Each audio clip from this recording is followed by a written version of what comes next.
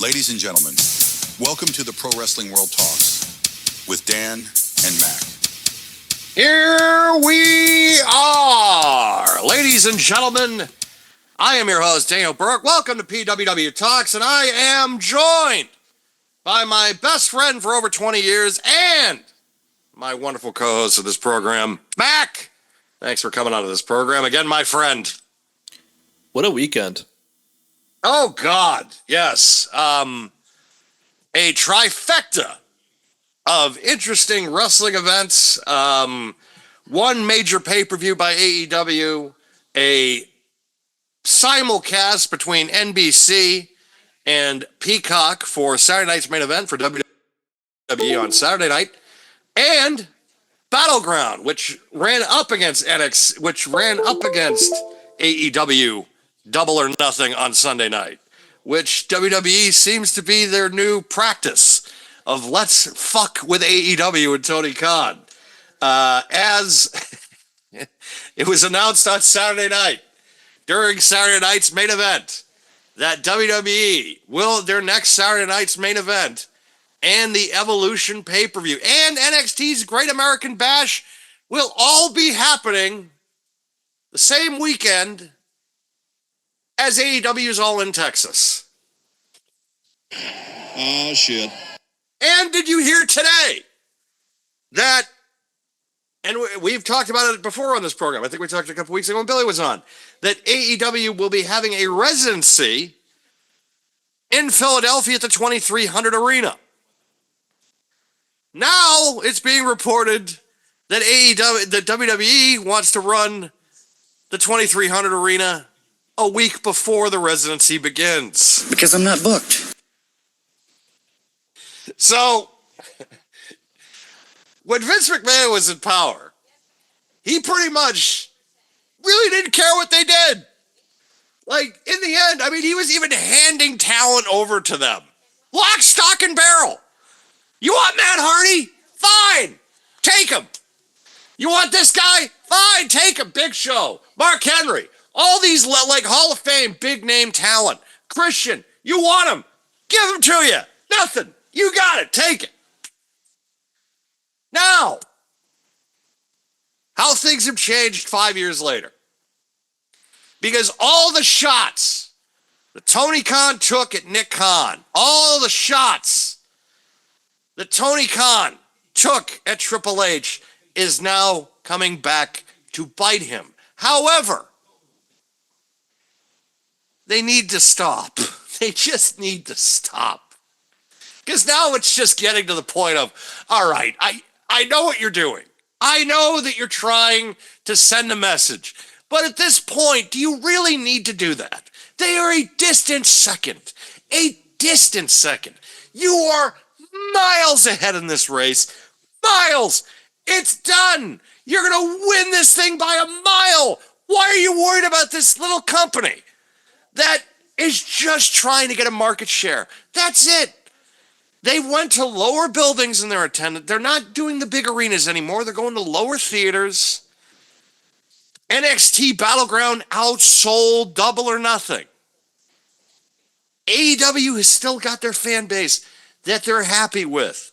Tony's happy with it. Tony has stopped really with the shots. It hasn't been a constant screw WWE prerogative by the AEW management and talent. But on the WWE side, Jesus. All they've been doing is just shooting on them on TV, taking shots at them on social media. And now, business-wise, they need to fully press on AEW. And for what? For what exactly? I mean, this is... I think he's just trolling them at this point, to be 100% honest with you. I don't remember UFC doing this to, like, Bellator. He didn't. Or any, like, you didn't see this. And Dana White, at certain times has not shown the best maturity. But this is... I don't know. I feel like this is going back to the hotline days of WCW. Excuse me. The going back to the old days of the WCW hotline of just like, how are we going to piss in their oatmeal today? And that's kind of how I'm looking at what WWE is doing. They're counter programming. They're going up against these guys. And it's just like, for what? You took all their top talent. You took away Cody Rhodes from them, right? You were able to get one of the guys who started the company, one of the founders. You were able to take him away from AEW. And not only that, you made him your top main event player, the guy that is leading the next generation of talent. And considering the numbers on social media from when he returned this past Saturday night, fans are still into him. As much as the internet marks will tell you differently. As much as The Rock wanted to sit there and be like, well, hey, maybe we should turn him heel for WrestleMania this year. For what? 35 million people watched his return over social media this past weekend. I think it was in like a 12-hour or 15-hour period. It was ridiculous. All platforms of social media for Cody Rhodes returned. 35 million people. You cannot go against the grain. And for all, again, you insider morons, all you internet marks that are just sitting there and just looking at the numbers and just saying, Cody's not that interesting. His title reign would be. And of course, you guys are all enjoying this John Cena title reign, which just keeps going on and on and on. That has drawn nothing. Nothing. Nothing is interesting right now with him on top. Nobody cares. The buzz is no longer what it was. Cody Rhodes hasn't been around. Roman Reigns hasn't been around. John Cena's sticking around. It's like 2005. They can't draw flies on shit right now, the way that things are going. Cornbread, damn it, cornbread. Exactly. I came into this fire tonight. I came in and I'm just like, come on. Bring it on. Maybe because I had a good dentist appointment, no cavities or anything. It's the first one in a couple of years. And I do not get anxious with medical people, except dentists. Because I've always had problems with my teeth. Had braces on for a number of years. Palate expander, the canine here, this little tooth is not exactly set in place. It's from a childhood injury. One Christmas, my brother got me a megaphone. It was a Police Academy megaphone from the Police Academy cartoon. You really have to look to know that existed. But I was going to say, I Yes. completely forgot that actually existed. So I got the megaphone one year for Christmas, and I was playing with the megaphone, and I had it up against my mouth, and all of a sudden, I'm walking around with it. I bumped someone's shoulder, and that's how we got this. So I've always been anxious with dentists. Luckily, and my last dentist pretty much just up and left. So I haven't been out with the dentist for a few years. So I went to the dentist today for the first time in a couple of years, and they were just like, your teeth structurally are fine. We are going to have to give you a deep cleaning, though, which I was like, fine. It's just, Yeah.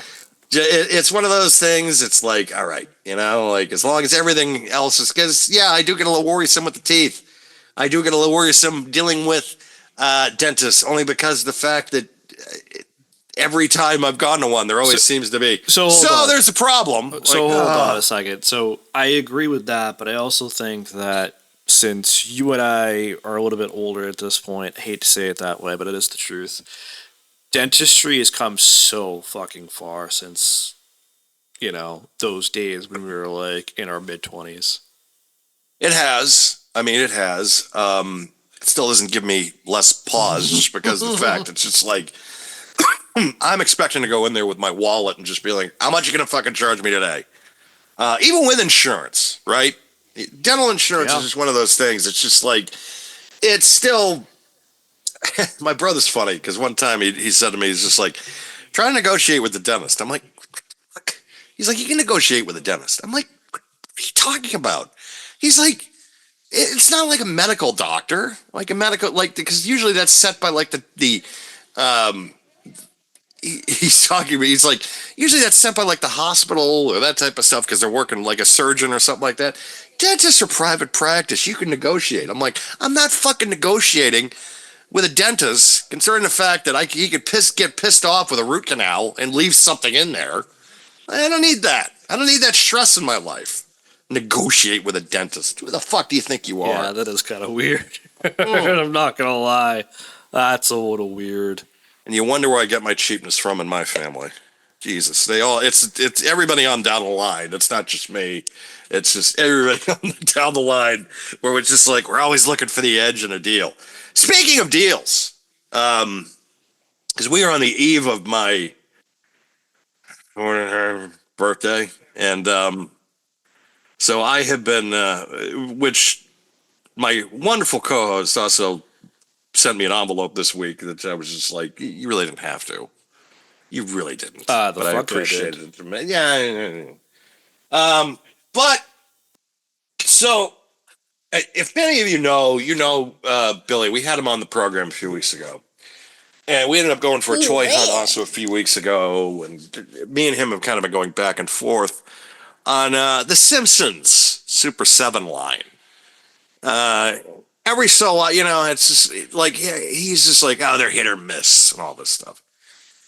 So I was given a gift card this week for Walmart. So I was looking at Walmart because I'm thinking to myself, maybe because as recently between the toy hunt and what's gone on recently with some of the purchases people made, which a lot of people got me some really nice stuff as far as figures are concerned. Like my parents were able to get me a Superstars figure that I didn't have of Ric Flair, which was great. Billy was also able to get me the new Ron Simmons Greatest Hits line, which again is something I needed. So I'm kind of at a point where it's like I'm running out of things in the wrestling realm to collect. So I've been on kind of going back and forth on this Super 7 Simpsons line, which I was talking to Billy about it this week. And I said, I kind of want to get into it. And he's just like, here are the good ones, here are the bad ones. So I was able to buy my first one this week because, again, I got a gift card to Walmart. And I was able to get this for $21. You're always taking a risk when you're buying something for pretty much almost half of what the thing costs. You're wondering, all right, is this thing going to come in a bad box? Is it damaged? Is it out of the box? Is it something? And it was perfect. It's perfect. I took it out of it was wrapped up in a plastic bag inside the shipper box. And it is Deep Space Homer, including the carbon rod. That's awesome. Yes. So I have decided now, because of this and how great that this looks, that I am now going to get, because Steph was even asking me earlier tonight, because I still didn't really have a sense on she's just like, tell me what you want for your birthday. I'm like, I don't know. And after how nice this looks, and I have decided that I am now going to start buying other figures of this line. There is a Dredrick Tatum out there that I was told by Billy, do not get. It's not one of the better ones. So I was like, okay, I won't get that one. I do want to get Bartman, though. I need to get Bartman. And he told me, Bartman's one of the good ones. Yeah. And the other ones that I'm thinking about which I think are all ones that Mac is going to agree with. Mo, Duffman, Ralph Wiggum, and Krusty the Clown, along to go with Bartman. So I think that is kind of the route that I am probably going to take with this. And it's just amazing to me that in because again, these were things that I've noticed Billy had having, and it wasn't like a thing of envious. It was like I had to look at these for myself, and also considering the fact that Deep Space Homer was such a good deal. I was like, you know what? I'll buy this because it's cheap enough, and if I like it and I think it's good, then I'm gonna get the other ones. Which I'm not going to. I'm not going to get the entire series, but I am going to select a few because some of them go for a pretty penny. Which Moo Moo Homer, the one from the episode where Homer goes on disability because he gains all that weight and he works from home. That one is like a $300 to $400 figure. Get out of here. Yeah, it's high. It's That's up there. wild. Yeah, it is a $300 to $400 figure. Because Super 7 only had the license for like a 3-year window. And then, of course, too, with the reshuffling, because I think and then the line now has gone to Jack Pacific, which, again, has done some quality work. But my problem is that they do not have the details as because Super 7, yes, there's a lot of things with them. It's either hit or miss. There are some great Andre the Giant figures that they have released, and then they're having ones that are complete trash, and I wouldn't even get to my worst enemy. So this is kind of the realm, though, that I want to go. I want to be able to get the people that I've always liked on the show, or at least I've always kind of have had a soft spot for. Mo was one of them.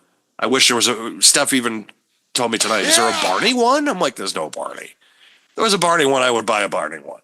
But I do think that at least getting this question, at least getting Bartman and probably Duffman are necessities, and probably Krusty the Clown, considering the fact of Krusty. I use more Krusty quotes than I'd like to admit sometimes, like the one where the cigarette's just dangling out of his mouth, and he's just like, "What the hell was that?" Yeah.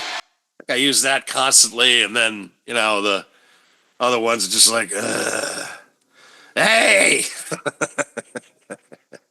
hey, kids, wasn't that great?" Yeah, but there are but now another collection is starting. Now I am going to the Simpsons realm. I have started the purge, though. It has somewhat begun. And as I get deeper into the toy room, more stuff is probably going to be popping out. You're just looking at things and you're just like, do I really need 2 Jey Uso Ultimates? No, I don't think so.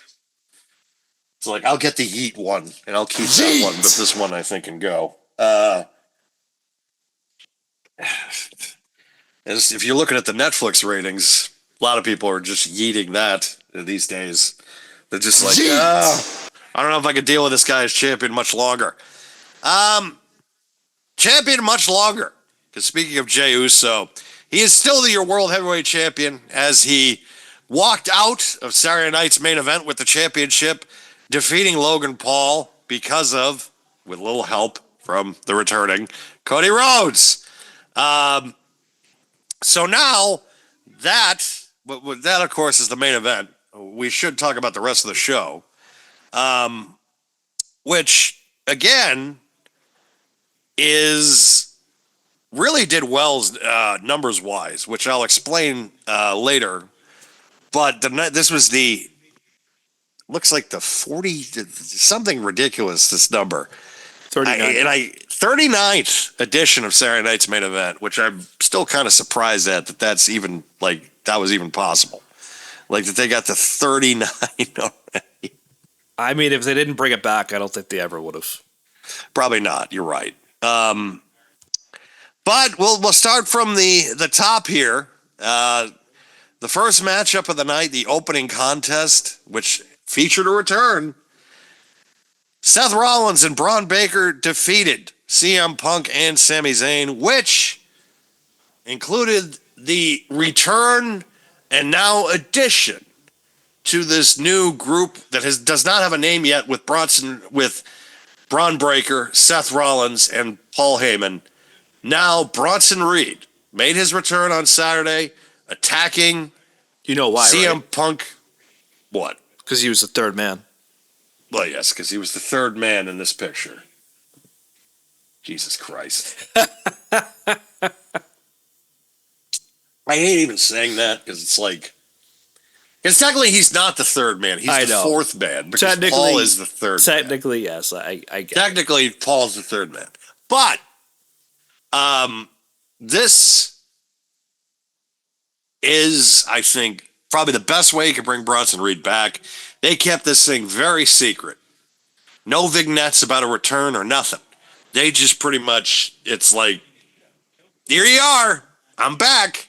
And I'm going to kill CM Punk for what he did. Like, and instantly it's like, all right, these are why they're feuding. They instantly have heat, so we'll go with it. But yeah, I wasn't really, I mean, it was surprising yet not surprising. Like it was literally that meme from Futurama of shocked, not shocked, but not shocked. You're bringing this guy back. You already had a idea that you were going to make this guy one of your top heels and also one of the top guys on the Raw roster. And he suffered a freak accident at War Games.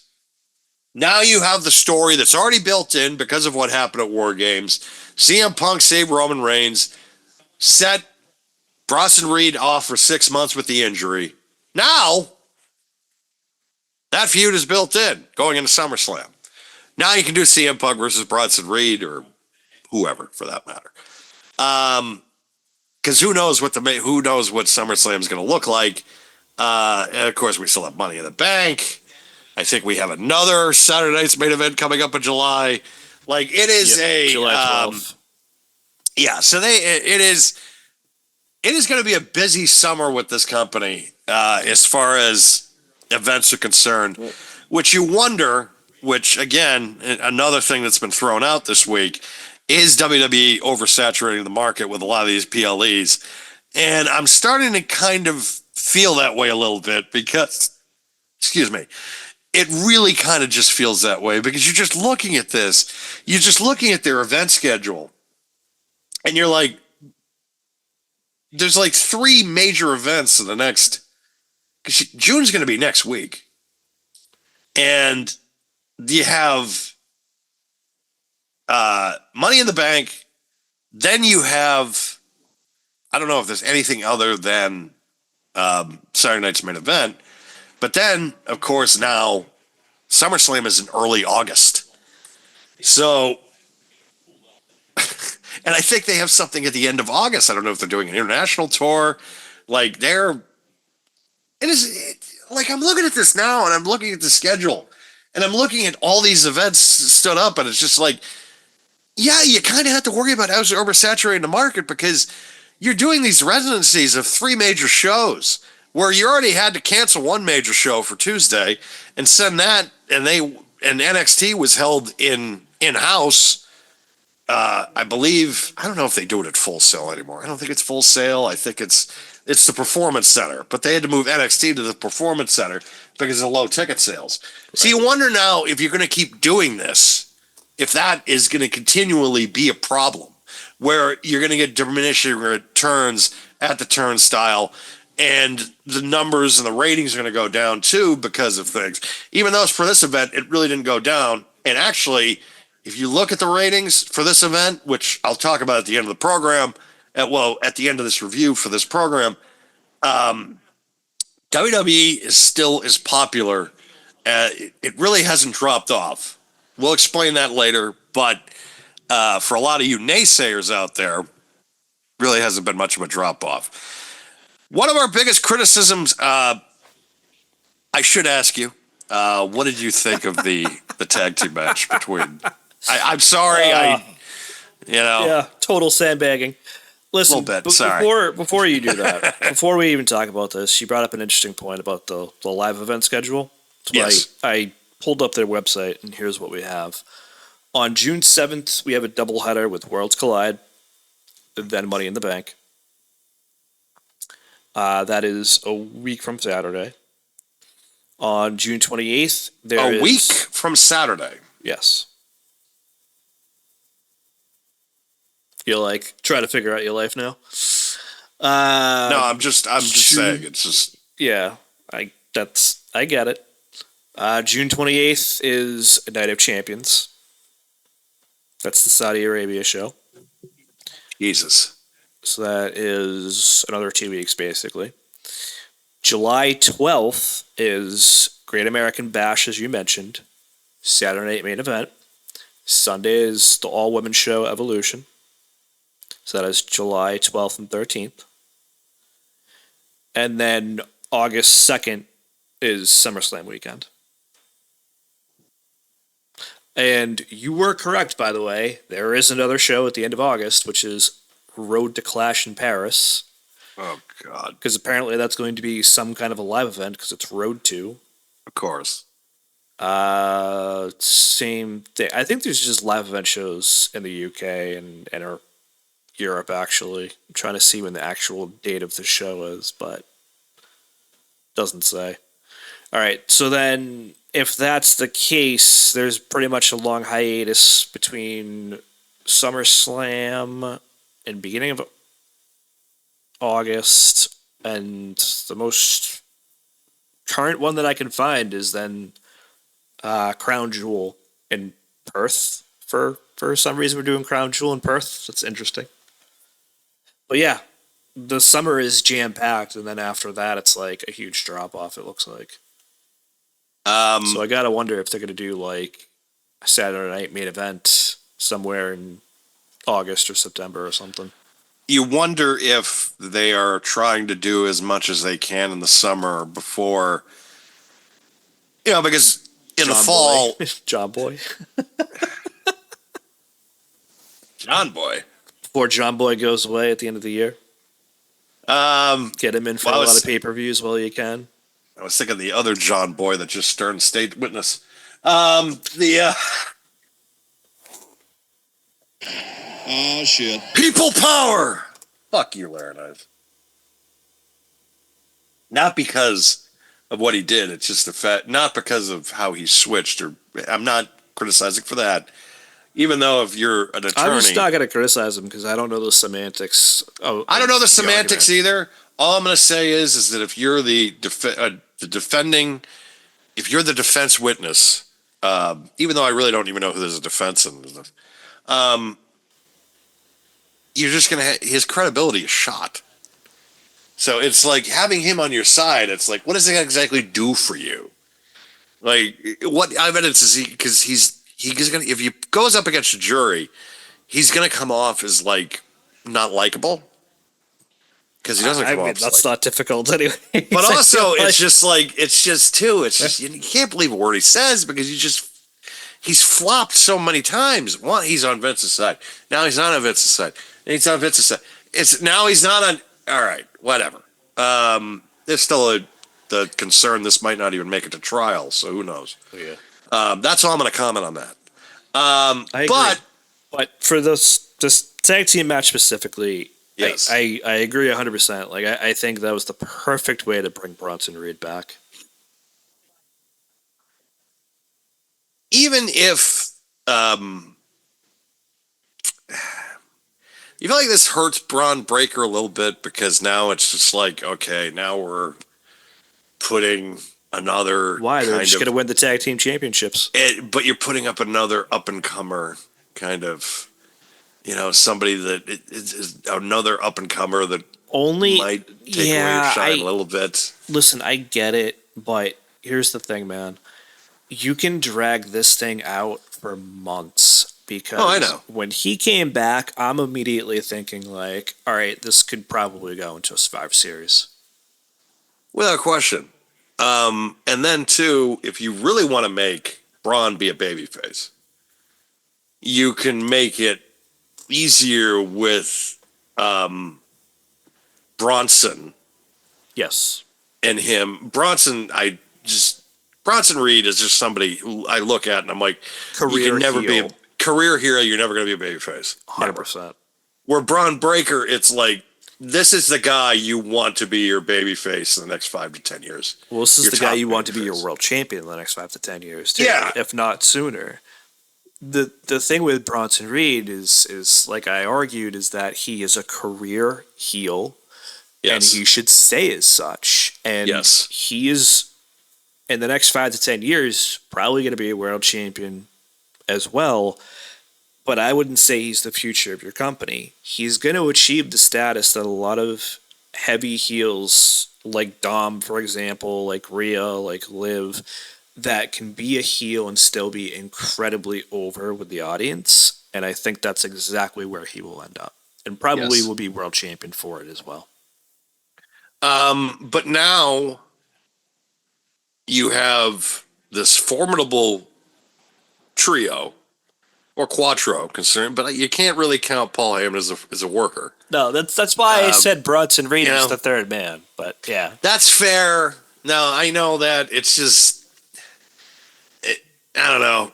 Bronson Reed coming, because the third man is Hulk Hogan. And then it's just like, That's why it's funny. Yeah. That's why it's funny, because I'd rather Yeah. Bronson Reed be the third man. yeah, because you're biased against Hulk Hogan. You're goddamn right. You're goddamn right it is. That's a bad word. It was a great match, though. Overall. It was a great match. It was a great match overall. It told a great story in the end of just Bronson Reed coming out and Bronson Reed being able to be the badass heel that you needed him to be. Tell the story of, hey, I'm still pissed off at CM Punk for what happened back in November, so that's where we're going with. Right. And that is exactly where what needed to go, and is now this sets up months and months and months of storyline, because eventually, and now it's also another person that Roman Reigns could smash when he decides to come back. So it's just another guy to put in front of CM Punk and also Roman Reigns when Roman Reigns comes back and when CM Punk decides that he eventually wants his revenge.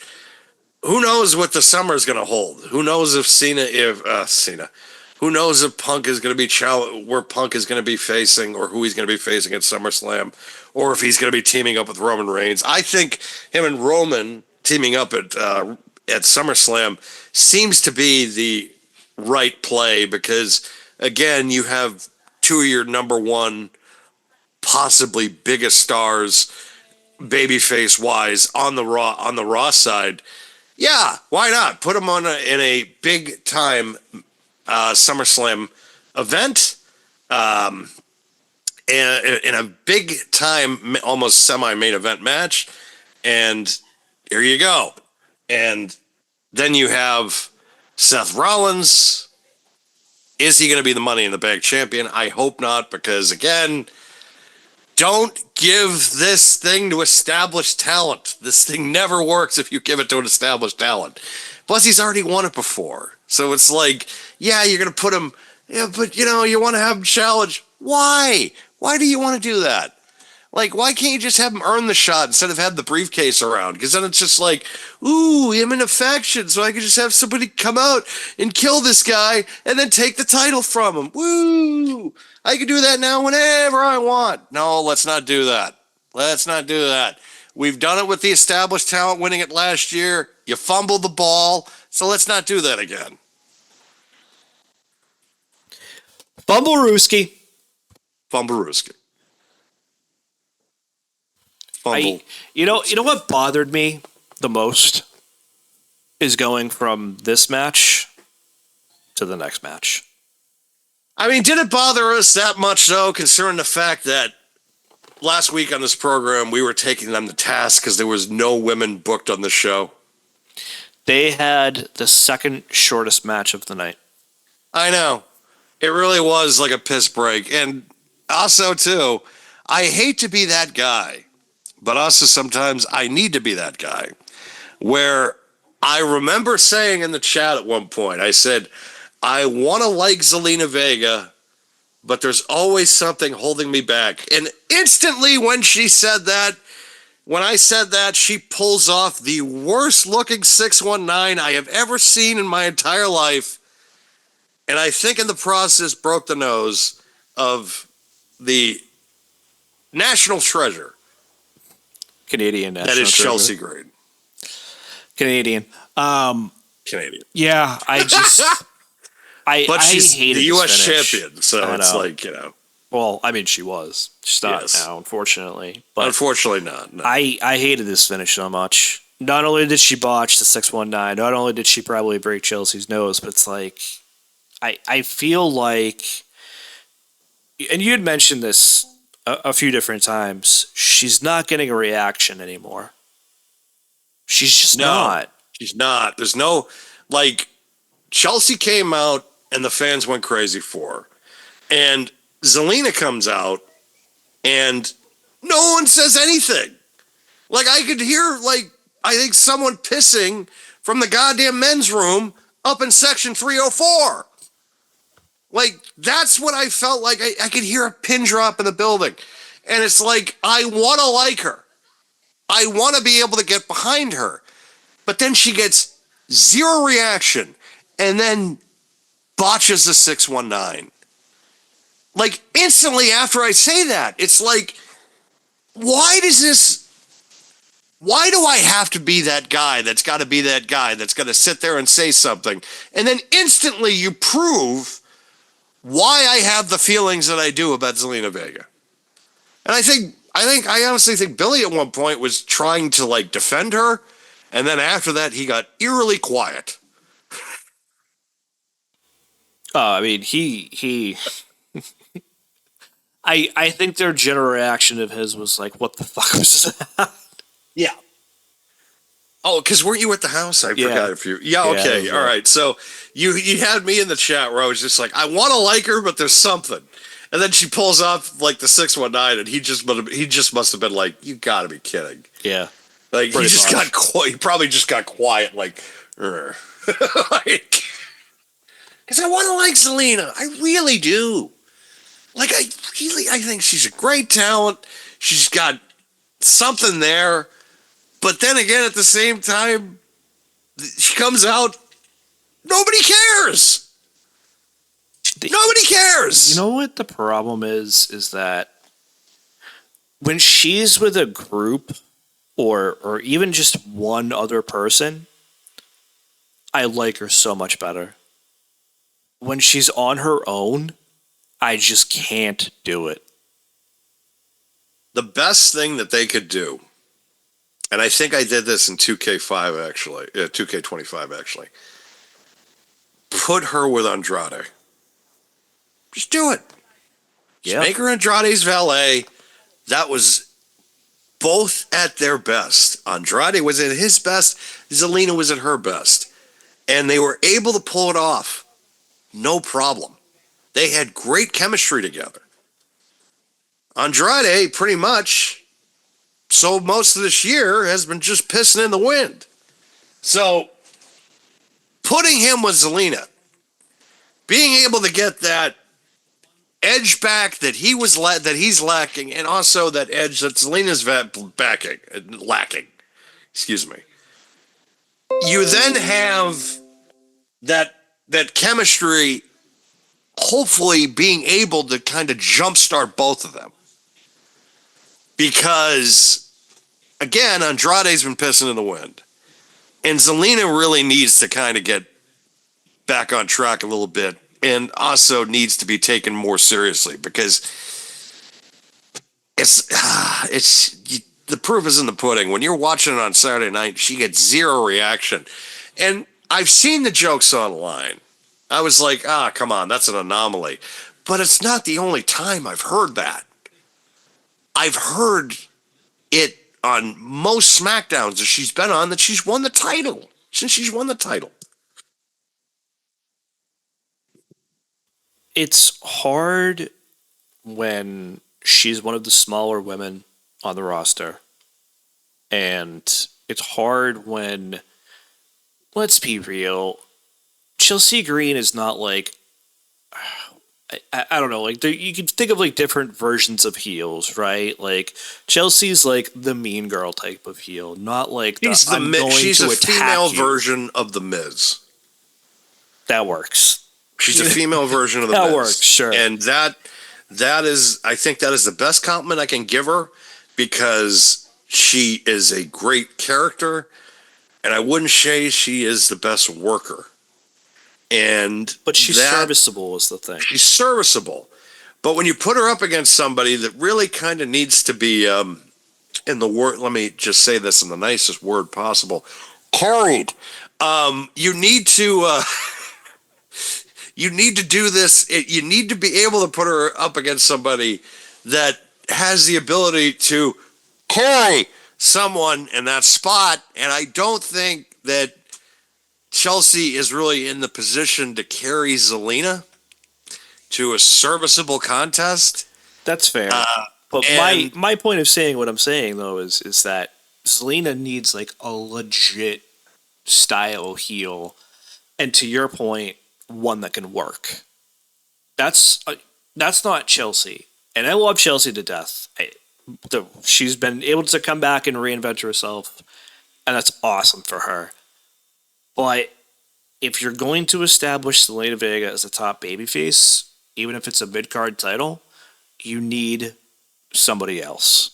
Yes, you do. You need somebody else that I think is because in the end, I think this is a throwaway feud for both of them. This doesn't 100%. This is not helping either of them.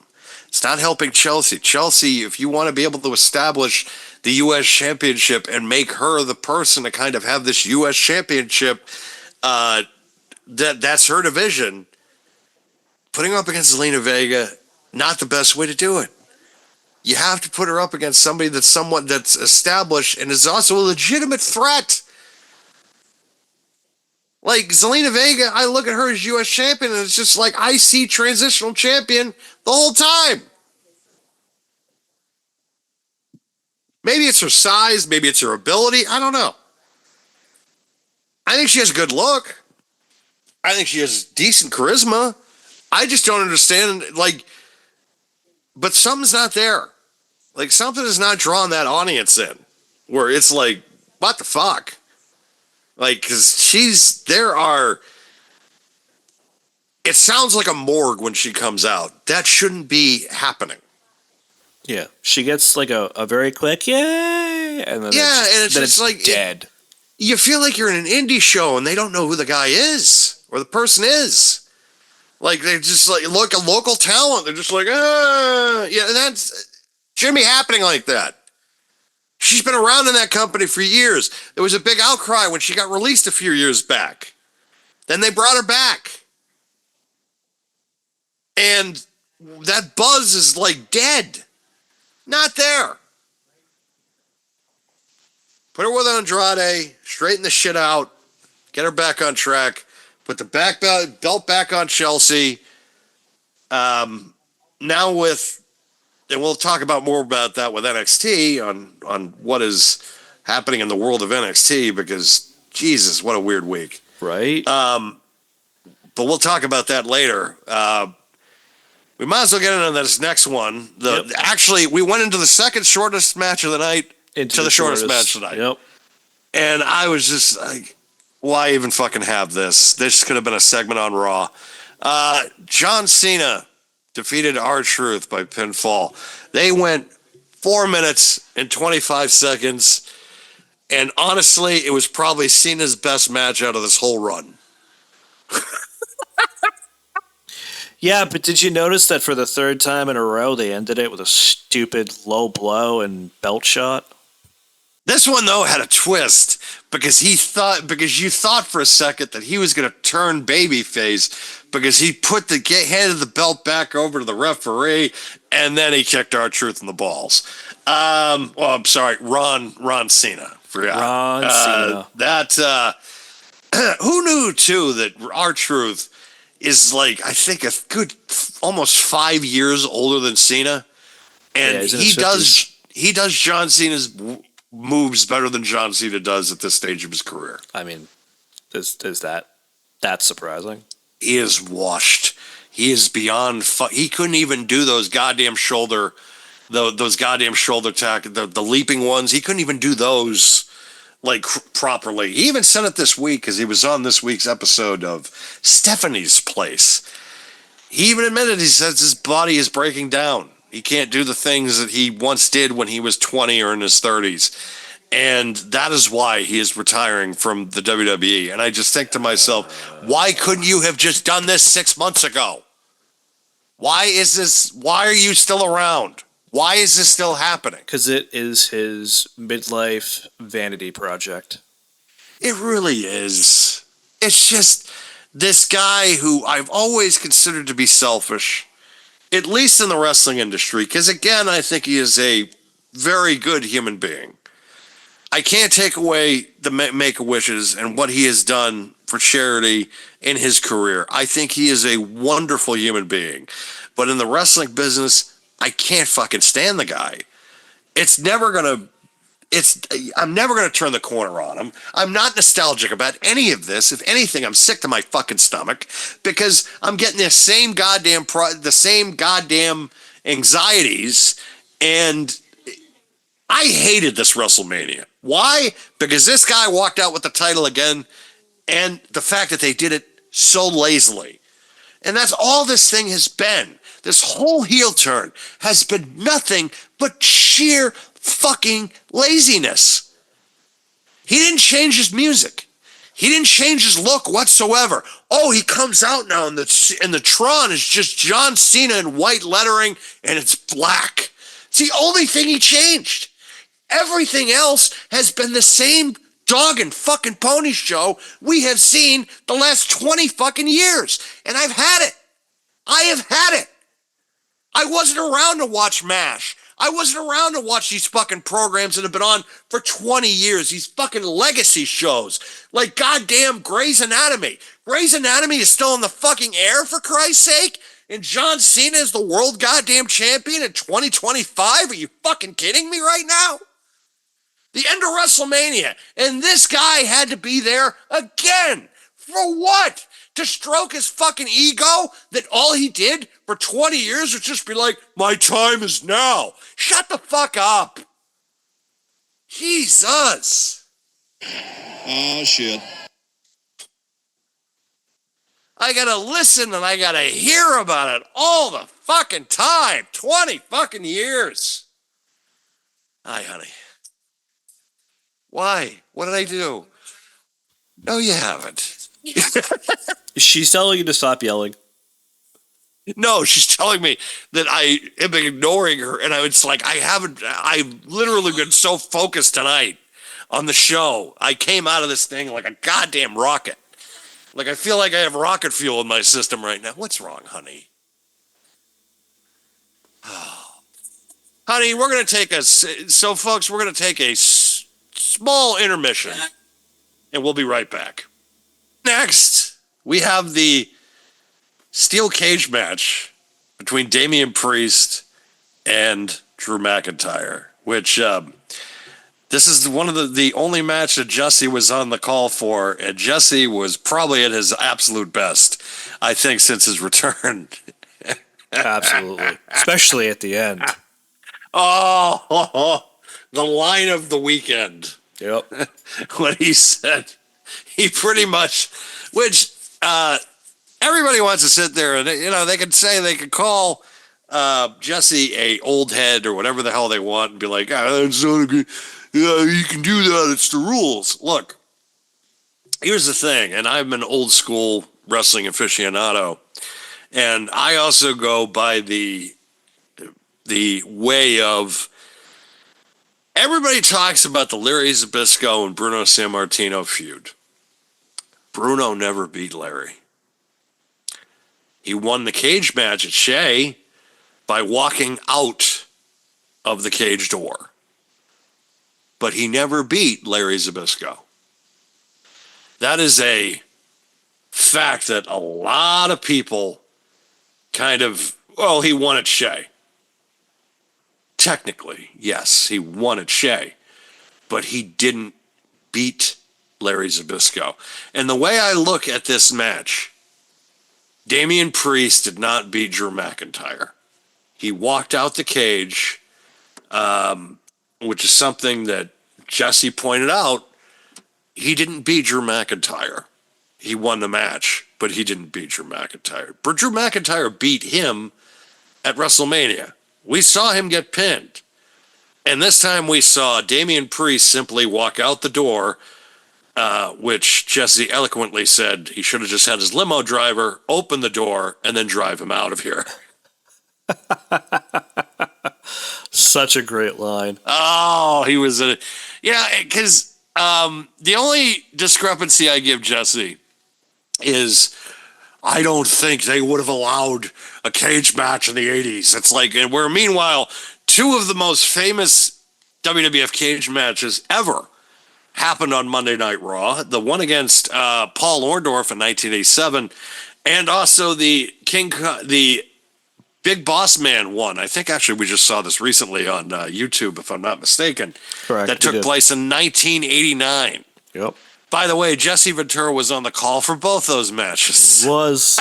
Yep.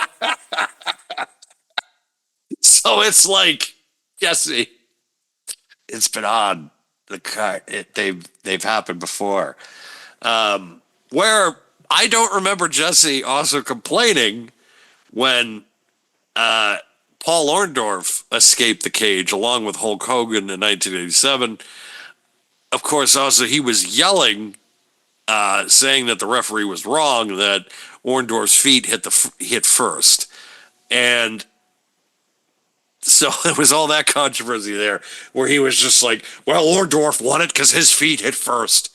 Meanwhile, I still don't know how they did that. I don't know if that was camera trickery, but at the exact same second, both guys hit the floor, and it was considered a draw, and they had to restart the match. And probably one of the most brilliant cage match finishes in company history. This was your standard affair. Kind of your same, I hate to say almost cliche, but it was every standard cage match that WWE has had in the last probably decade or so. Really didn't kind of rock the world a little bit. I thought there were some decent spots to it, but it really wasn't anything to kind of write home about, in my opinion. What do you think? I liked it for what it was, but I kind of agree with you as well. Like it was decent at best. It was the stealing of the finishers was kind of cool. Yeah, but otherwise it was kind of cookie cutter. I felt like, yeah, which I think I saw somebody on social media kind of say, if you're going to do a cage match, you might as well make them all Hell in the Cell. Right. And, I think part of that is exactly this. And plus, Drew McIntyre is what? A couple months removed from a previous Hell in the Cell? Yes. Which was, I know it was a 5-star match, but let's be real, it was really more than a 5-star match. Yes. Where this felt very thrown together, kind of. And I think I mentioned that in our chat with, just under 12 minutes, 11:52. They really didn't give a lot of time for this. But I felt like the entire card was rushed. It was. Yeah. I felt like there was more commercial time and advertisement and vignette time. Yes. And again, that's the problem when you're on the time crunch with NBC, because they have to go to whatever program they have set at 10 o'clock, and you're up against it, so to speak. And that was the same problem that they were up against with SmackDown when it was on Fox, because Fox always had to dip out at 10 o'clock to go to the local news affiliates, where they're kind of out of the same kind of structure with NBC, which I don't know why NBC can't just be like, yeah, we'll give you the third hour. Because, let them start an hour earlier then. What's going That on is at true. 7 o'clock at NBC? I mean, Access Hollywood and probably like Extra. Who knows? Oh, fucking if those are still a thing, I don't know. I actually think they are, but how is aside that from even possible? I don't know. I wish I did. Extra. Shut the fuck up. But much as I did on Saturday, I completely forgot that after that match, there was still the World Heavyweight Championship match. Well, it also needs to be, before we get into that, we need to talk about the fact that Drew McIntyre will now be off TV for a significant amount of time. He deserves it. He does. Apparently he's injured, but still, he deserves it. Yes, he deserves the time off, no matter what, either to lick his wounds, so to speak, or just to. And I get it too, because it's like there's so much other stuff that's kind of going on. Maybe you want to kind of separate yourself a little bit from this. That would be kind of something too, and I'm already kind of. It just came to me all of a sudden because we have the growing numbers going on with the this faction that's being set up by Paul Heyman, Seth Rollins, Braun Breaker, and now Bronson Reed. You wonder if they start adding people, and then we go into War Games, and Drew McIntyre ends up on the side against them, which could feature CM Punk and Roman Reigns. So now you have another kind of odd couple. We feuded at one point, and we don't like each other, but we have now this common enemy.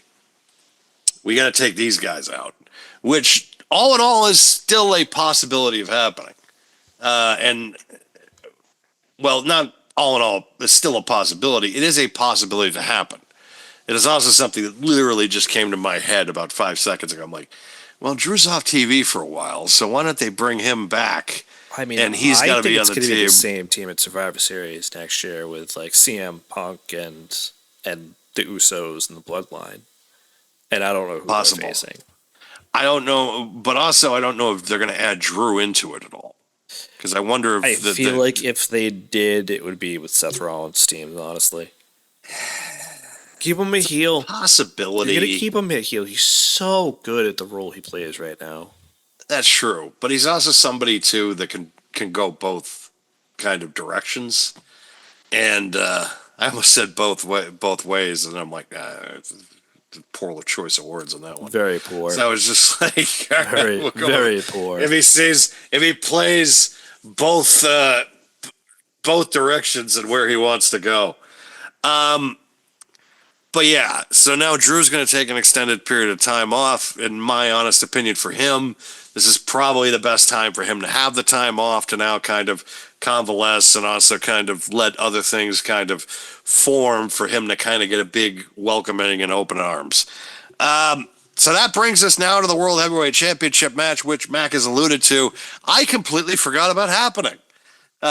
Just when he did, I'm like, oh, wait, there's a World Heavyweight title match tonight. Yep. I think they forgot about it too, considering the fact of that it was like 9:53, and then all of a sudden they're making their entrances out. I'm like, oh, they're not giving anybody time for this.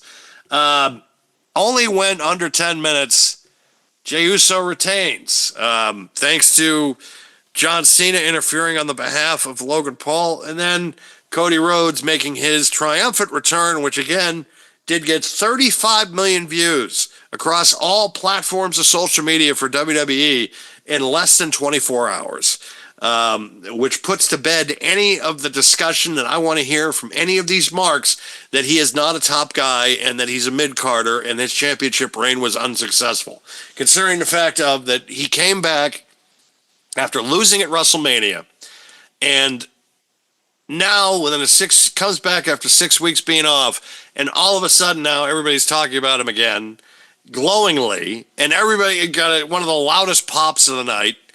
And now his setup, because he immediately challenged John Cena and Logan Paul at the end of it, Jey Uso and Cody Rhodes against Logan Paul and John Cena at Money in the Bank, which most likely is going to set up the rematch between John Cena and Cody Rhodes, which will probably happen at SummerSlam.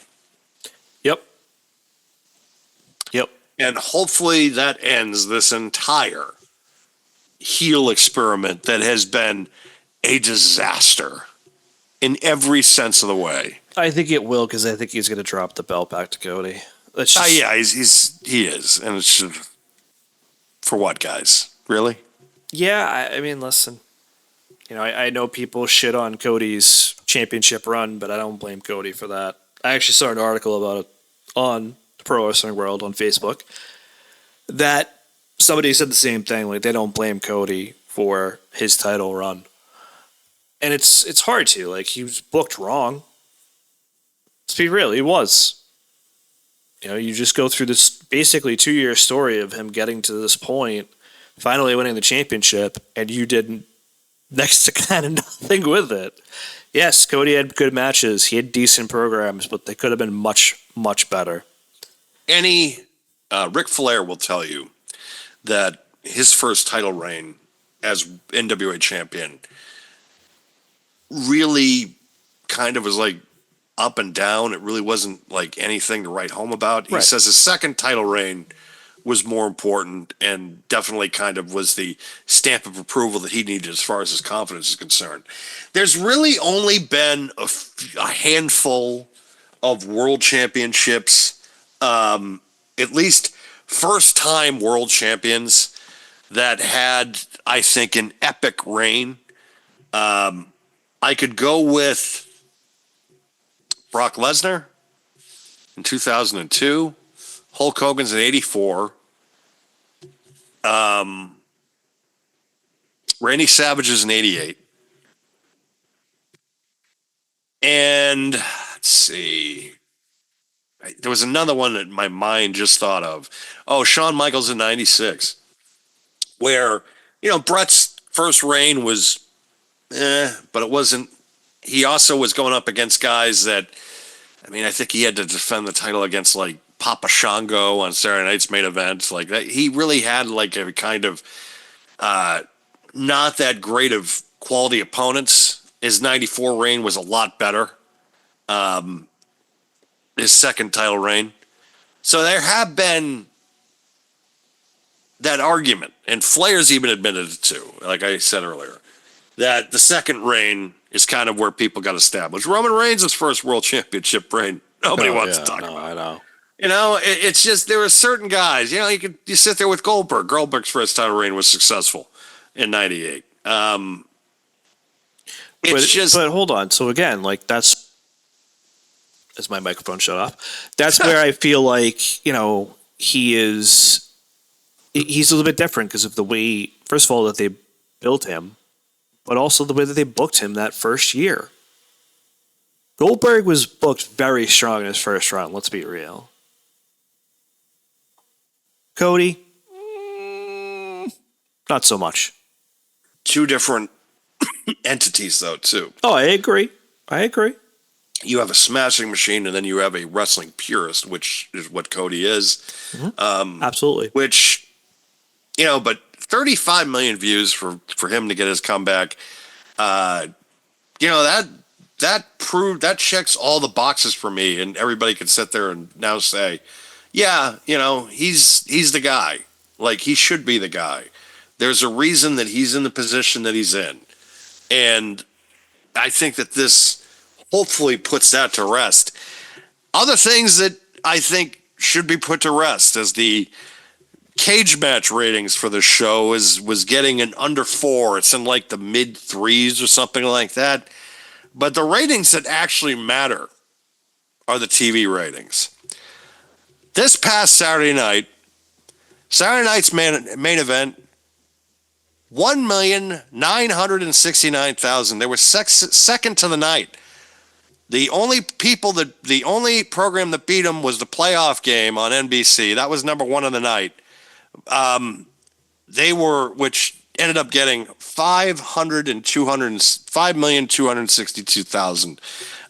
So 5.2 million people tuned into the NBA playoffs, and Saturday night's main event was just under 2 million.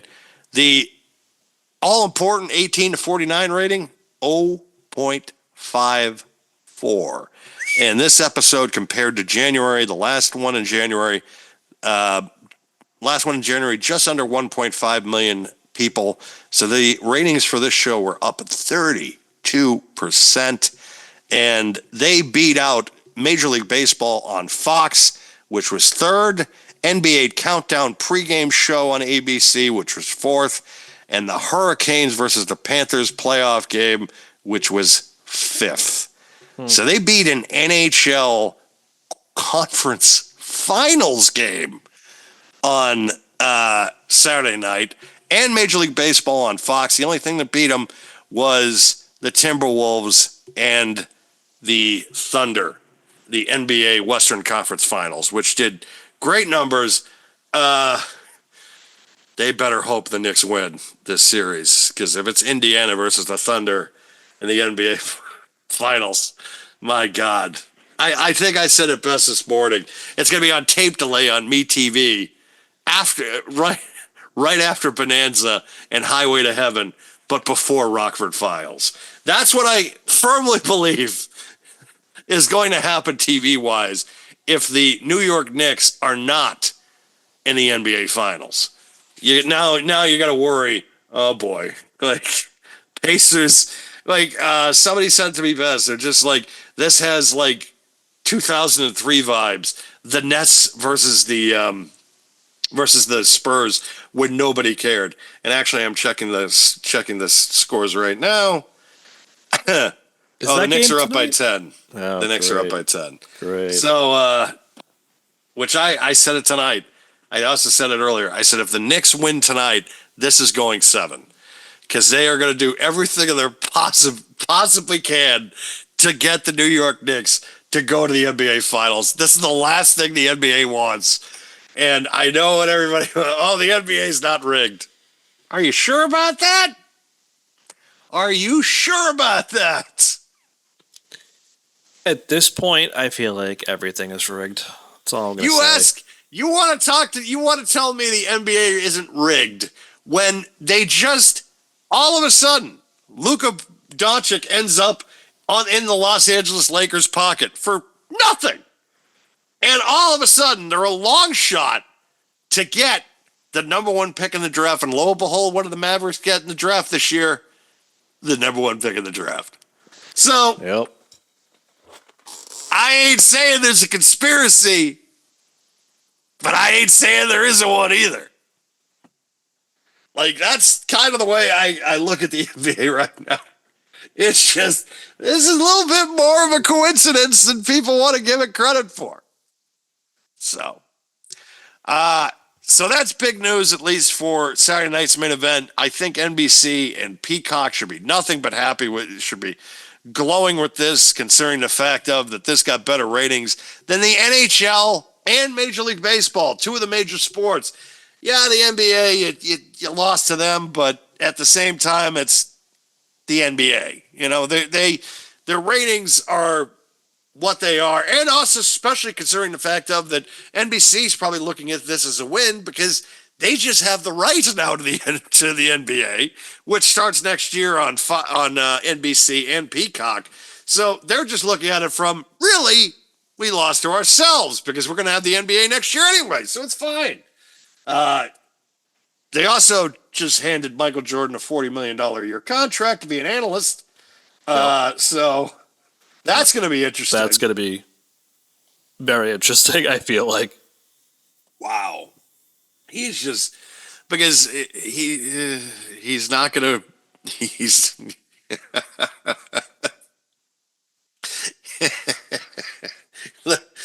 he saw Tom Brady make his cash with that. He's just like, I needed a piece of that train. Like, come on. But yeah, I think NBC now is just looking at this as all good stuff for them. So now we can move on to NXT Battleground, which took place the following night in the same building. I believe it was the same building as... it was, because they had the same set, building, right? Like, all weekend. Virtually the same set. It's just like, yeah, this is the best way to do it, guys. We don't have to change anything. I wouldn't say it's lazy, because I'd say it's brilliant because you don't have to break anything down. It's just like, just go out there and clean it. Maybe change the rope colors a little bit. No, it's fine. We're good. Good to go. Good to go. But yeah, this was another quality show by NXT. We will also talk about some of the things that happened on Tuesday and now also some of the implications that came out of this show and what happened on Tuesday, where I am still kind of shocked on who won the title, at least the NXT Women's Championship. But it was a spoiler. But we'll talk about that later on. But to start off, we have the North American Championship. Who, good Lord, Sol Ruca defeats Kalani Jordan by pinfall in one of the most spectacular finishes. She is a human highlight reel, this girl. Like, she really is. She is gonna be a problem when she gets to the main roster. And, now you're entering the cool factor of the finish, but also at the same time, you grow concerned for her well-being and her body because you think of the beating that Randy Orton has had to take on his body with his back, having the cool finisher, having the meme finisher, so to speak, with the RKO. But she just does it in such a way you're just like, you're risking life and limb every single time you do this. I know. It does look spectacular, though. It really does. It does. I mean, you can't really go against the grain on this. It's like you get a huge pop every time you're going to do it. It's like I can't disagree with it. Like, you have to be able to do it and pop that crowd. It's like, yeah, this is going to probably hurt down the line, but I need to do this.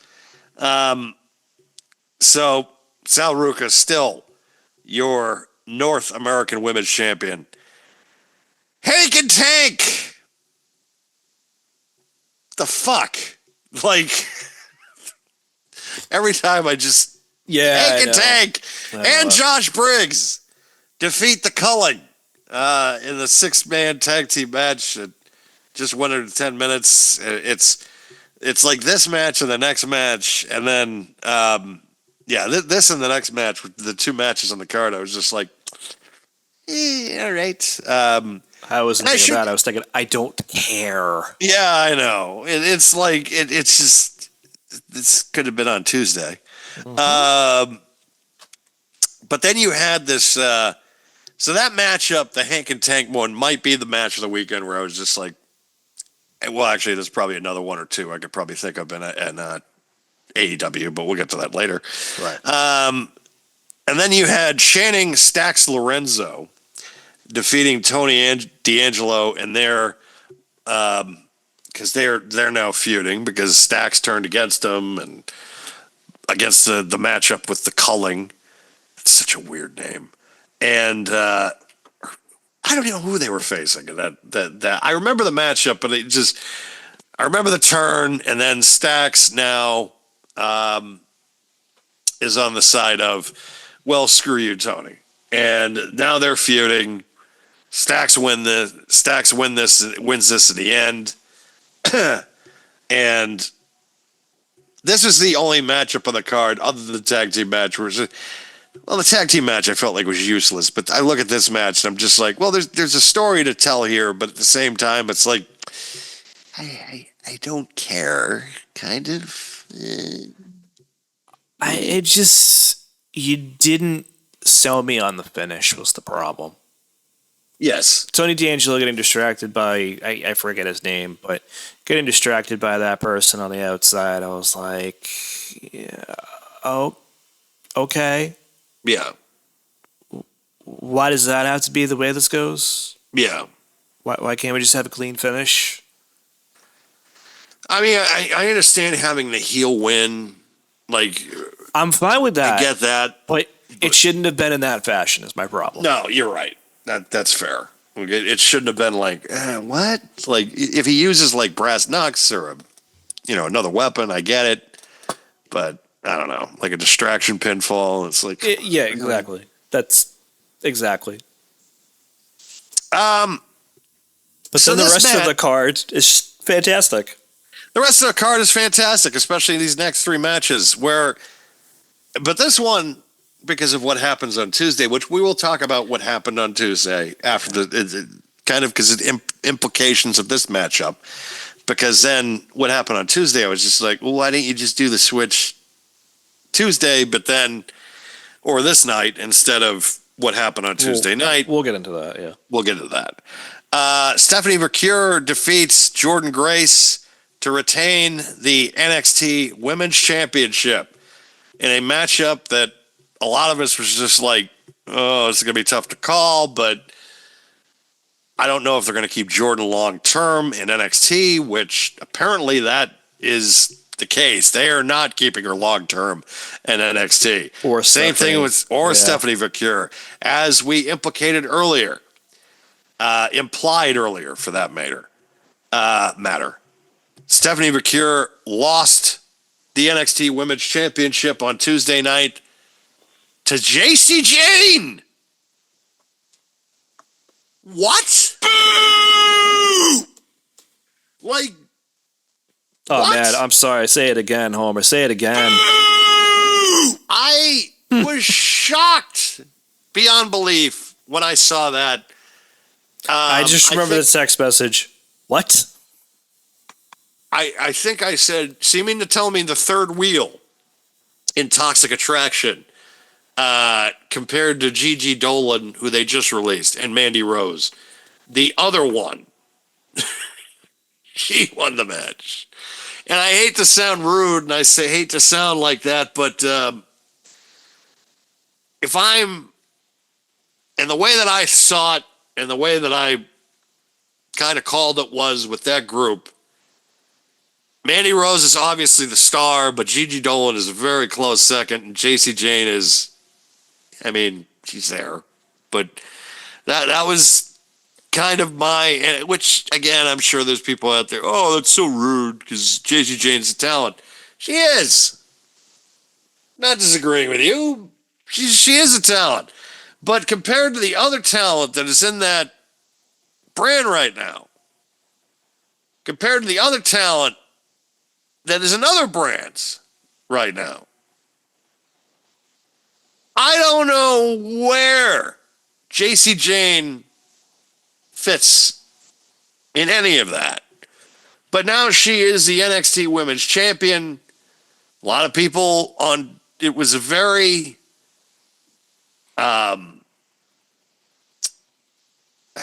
what's the right word for it? Polarizing decision, because there were some of us that were like, who the fuck who? Like, that was kind of my reaction to it, because, again, what has she been doing?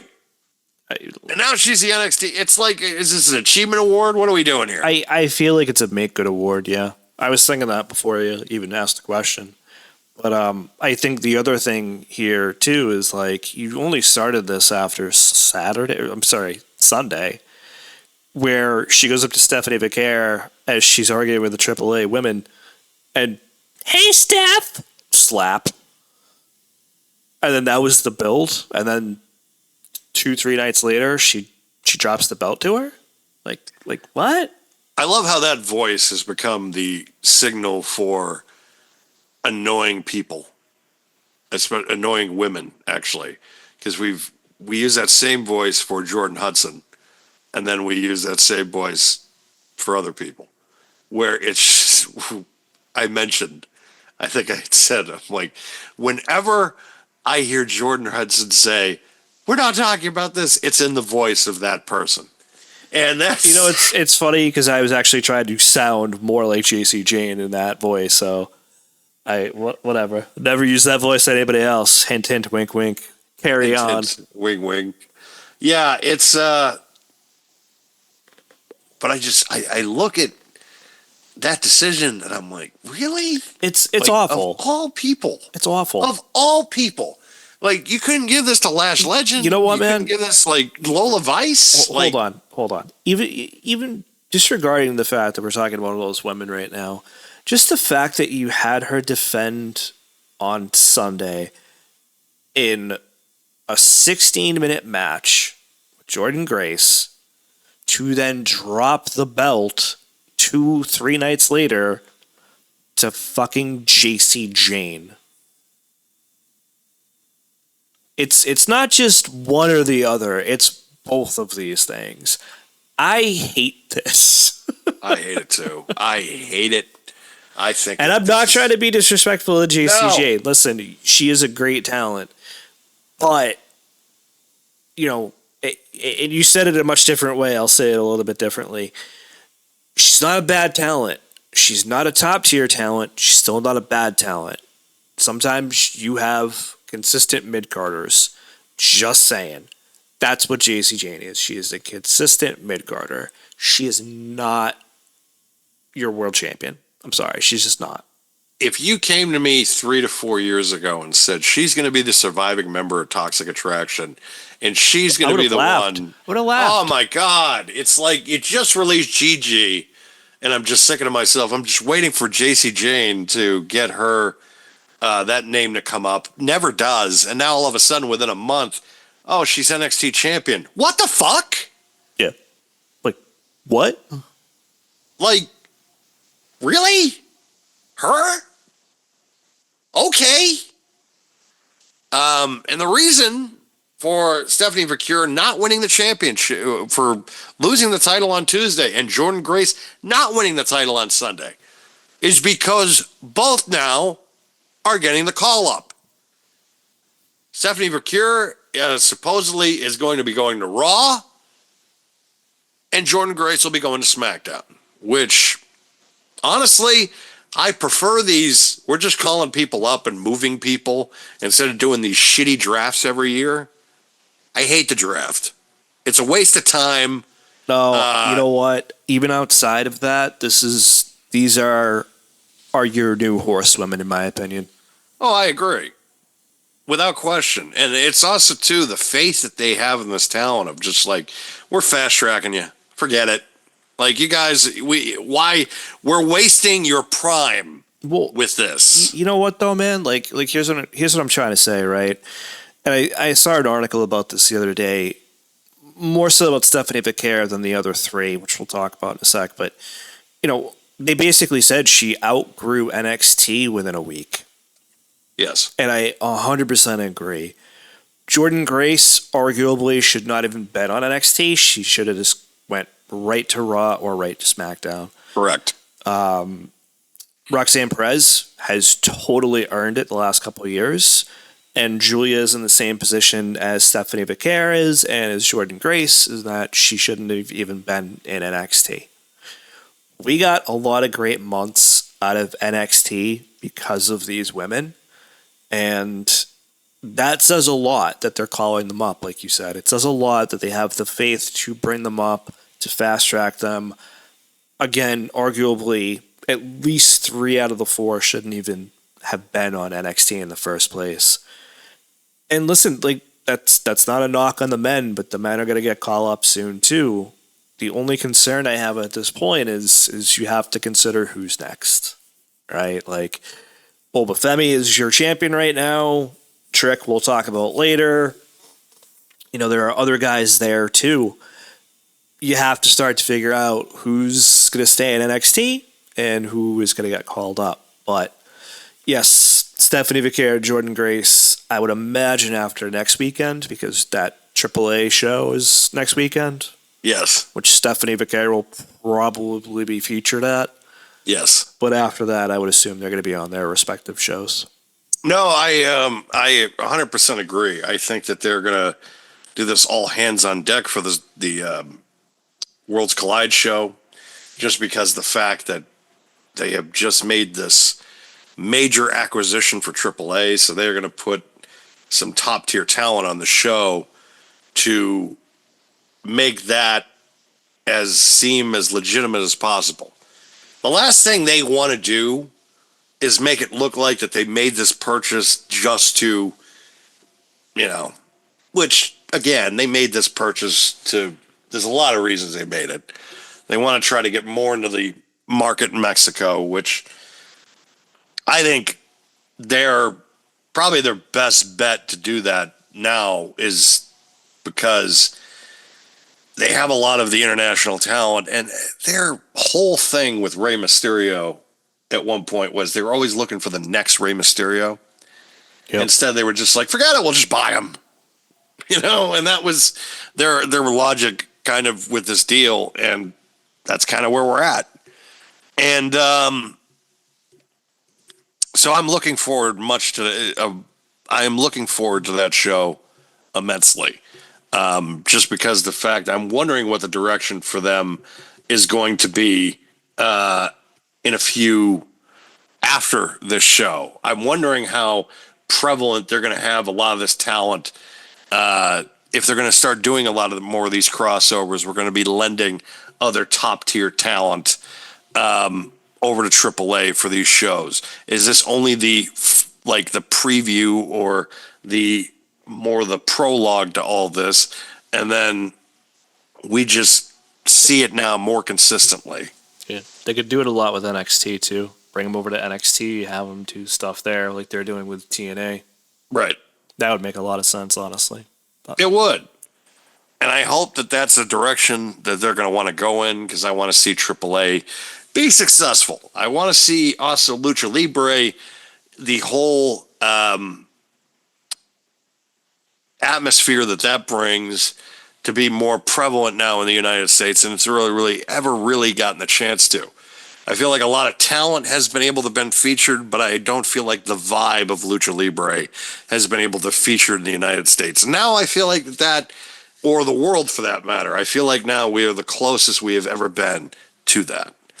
So I feel like that this is all leading to really great things, and I can't wait to see what Stephanie Vercure is going to be doing at Worlds Collide next weekend.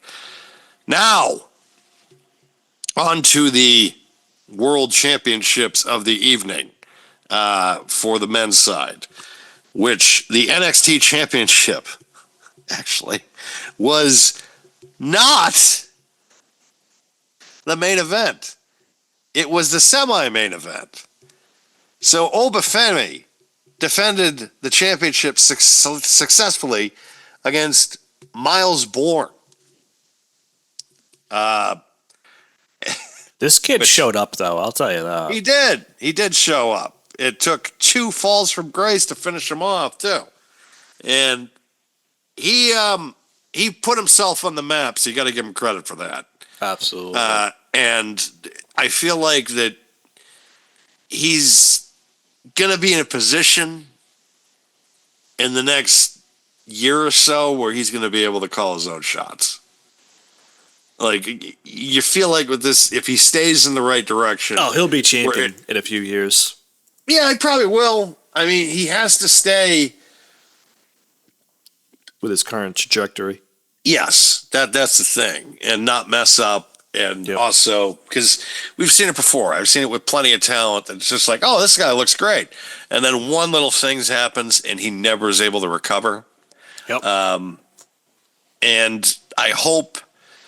Austin Theory. I just hope that happens for him, where he's able to just stay steady and be able... And it's the same thing, too, with Obafemi, because it's like, even though I feel like with this guy, it's like him and Braun Breaker are going to be fighting over championship for the next 5 years. Absolutely, and that's what I was going to say, right? Like, Obafemi, I'm not worried about this guy at all. He's solid. He's going to be called up probably within a year, if not maybe by the end of the year, whatever. Sooner. Yeah. Exactly. And if that's the case, I'm fine with that, because Miles Bourne showed what the next class of champion in NXT is probably going to look like. And I'm completely fine with that. Well, not only does NXT have one world champion, they now have 2. As Trick Williams becomes the 3rd wrestler in history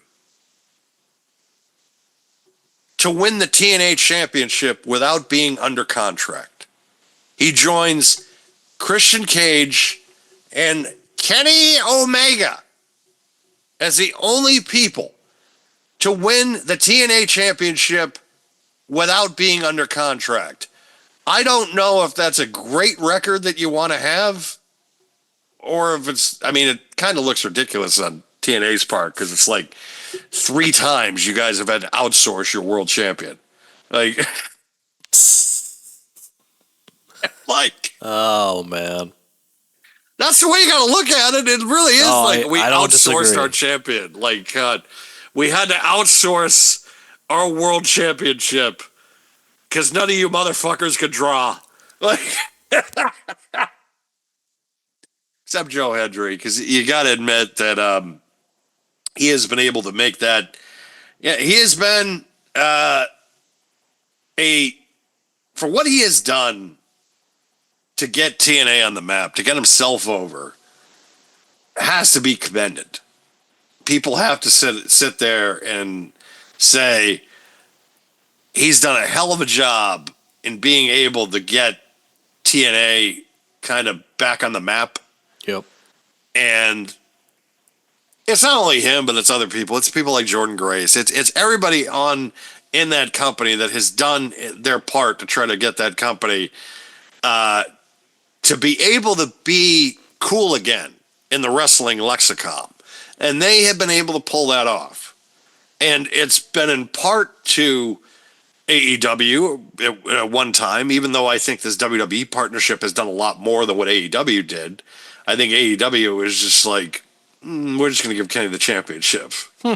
Well, you guys no, we're just going to give Kenny the championship. And considering too, Tony would go on and cut these heel promos where he was actually burying the fucking company. Like, it's not like it, but I feel like with this, it's like they're getting relevant every week because they're on CW every week with the championship. Trick Williams is a known star. He's a known commodity. He's going to be a big name. Again, he's going to be joining the Braun Breaker and the Obafemis of the world of challenging for championships for a very long time. Here's what I'm going to say about this, right? You're not wrong at all, 100%, right? But here's one fact that I think needs to be discussed with this whole situation of Trick winning. It's going to get views. Like, that's the goal, right? For NXT or for TNA, it's going to get views now. Because people are going to look at it from the standpoint of, holy shit, there's a WWE guy that's TNA champion. I got to see this. And they'll watch it just for that. Are you going to have some negative connotation like, oh, of course, WWE stepping in? Like, yeah, of course you are. But they're still going to go watch it because they're going to want to see what the hell happened. And that's the goal. And like you said, it puts WWE in a certain light, and it also brings TNA to the forefront as well. They can be on the CW with their championship, even if it is a WWE show. And that brings something to the table for TNA. And it's better for wrestling all around, let's be real. It is. Who would have thought in my bingo card in 2025 that TNA would be featured on an NXT PLE? As the main event. It's a different world now. Like, 5 years ago, this was unfathomable.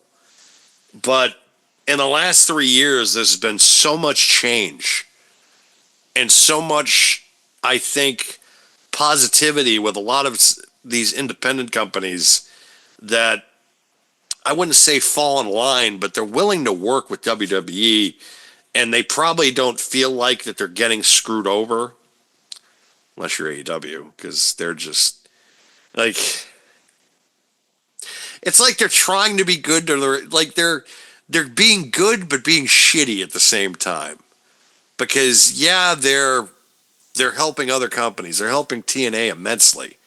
They have helped a lot of these promotions immensely.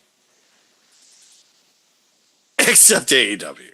And all they have done is just like every chance they get now, and even counter programming, and now like they're running shows. So they want to run their residency right before they have a residency at the 2300. It's just like, all right, guys, come on, really? We're gonna go that limit now?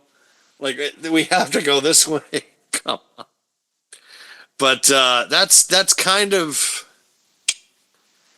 that's kind of where to leave it, I think, with this. They had another, I think, quality PLE. It was rated well on Cage Match, so people liked it. I keep referencing Cage Match, but they rated this show in like the 8s. And then, of course, they rated the Saturday Night's Main Event in like the 3s. And it's like, I don't know if it was that bad of a show. Like, come on. I'd rate it like a 3 point something. That's what I would say. No, out of 10, no, I'd give it like a 6. Yeah, okay. Yeah, it's like at a set, I would give it like a solid 6, maybe even a 7, maybe a 7. I wouldn't go 7. No, 6. 6 is fair. Was it bad? I would go to 6. If I'm gonna get that nitty gritty with this, I would do like a 6.6, a 6.7. I would not go to 7 for this. Yeah, that's 100% fair.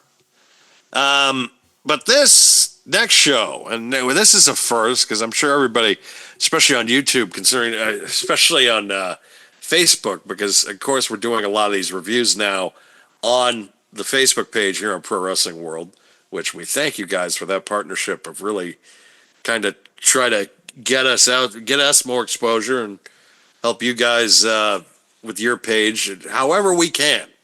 Like it has been truly great that the numbers for us have been better because of this, and the numbers for you guys have also worked out as well.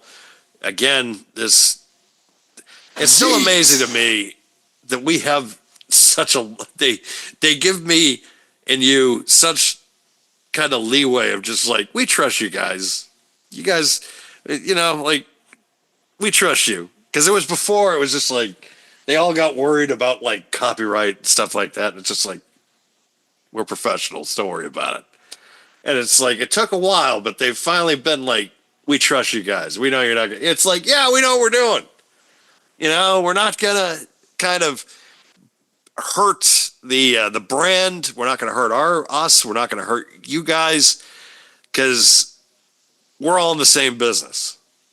We're all in the kind of reactionary business, and there was a lot of reaction from all 3 of these shows this past weekend. It was a real kind of eye-opening experience at certain points, because the casuals, they tuned in for Saturday night's main event. They tuned in. Like, it did really, really good numbers for Saturday night, going up against an NBA Western Conference playoff game. And then you have the NHL playoffs, and they beat the NHL playoffs. And they beat Major League Baseball.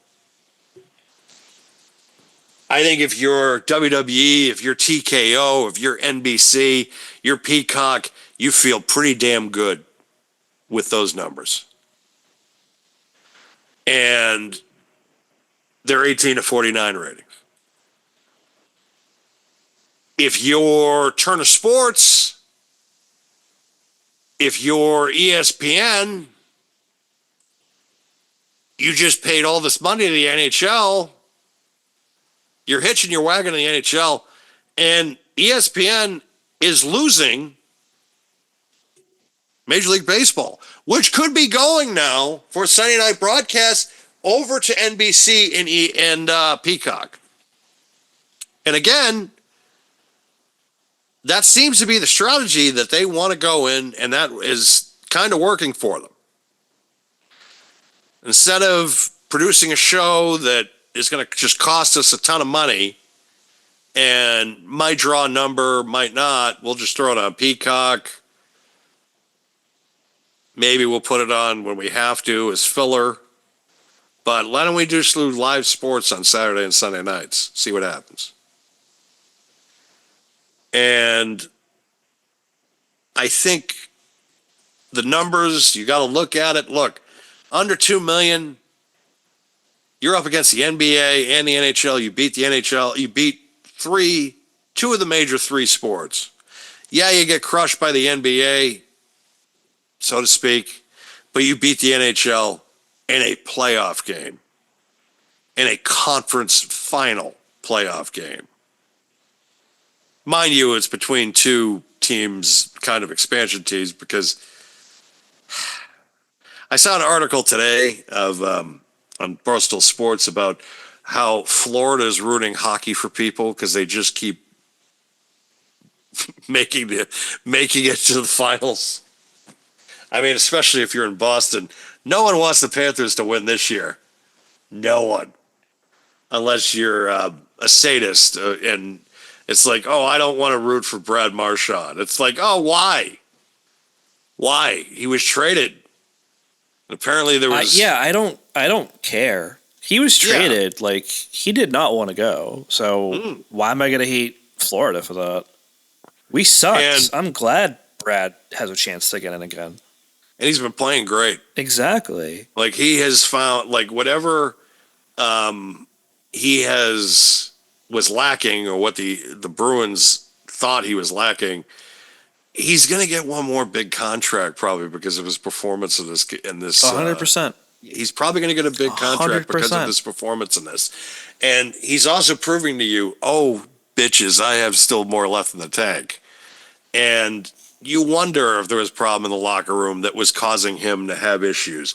That's the thing about these hockey players, too. They can play into their mid-40s and still be excellent players. Look at Yager, for Christ's sake. Look at Ovechkin. Yep. Which I guess Ovechkin hasn't announced that he's retiring. So that rumor is, I guess, been put to rest. That was a jump the gun by there. Because that was a rumor going around today that Ovechkin's last season is going to be next year. He hasn't made a decision yet, so that keep going. But I mean, Ovi's had like another 30 to 40 goal season in his like age 39, age 40 season. Yep. These NHL players can literally play to like 50. Some of these guys and still put up ridiculous stats. And so I look at what Marchand's been able to do. I think everybody should be rooting for him. I understand, but Florida knocked us out of the playoff. Well, hey, look. And ever since 2011, everybody's been knocking you out of the playoffs. So it's like, okay.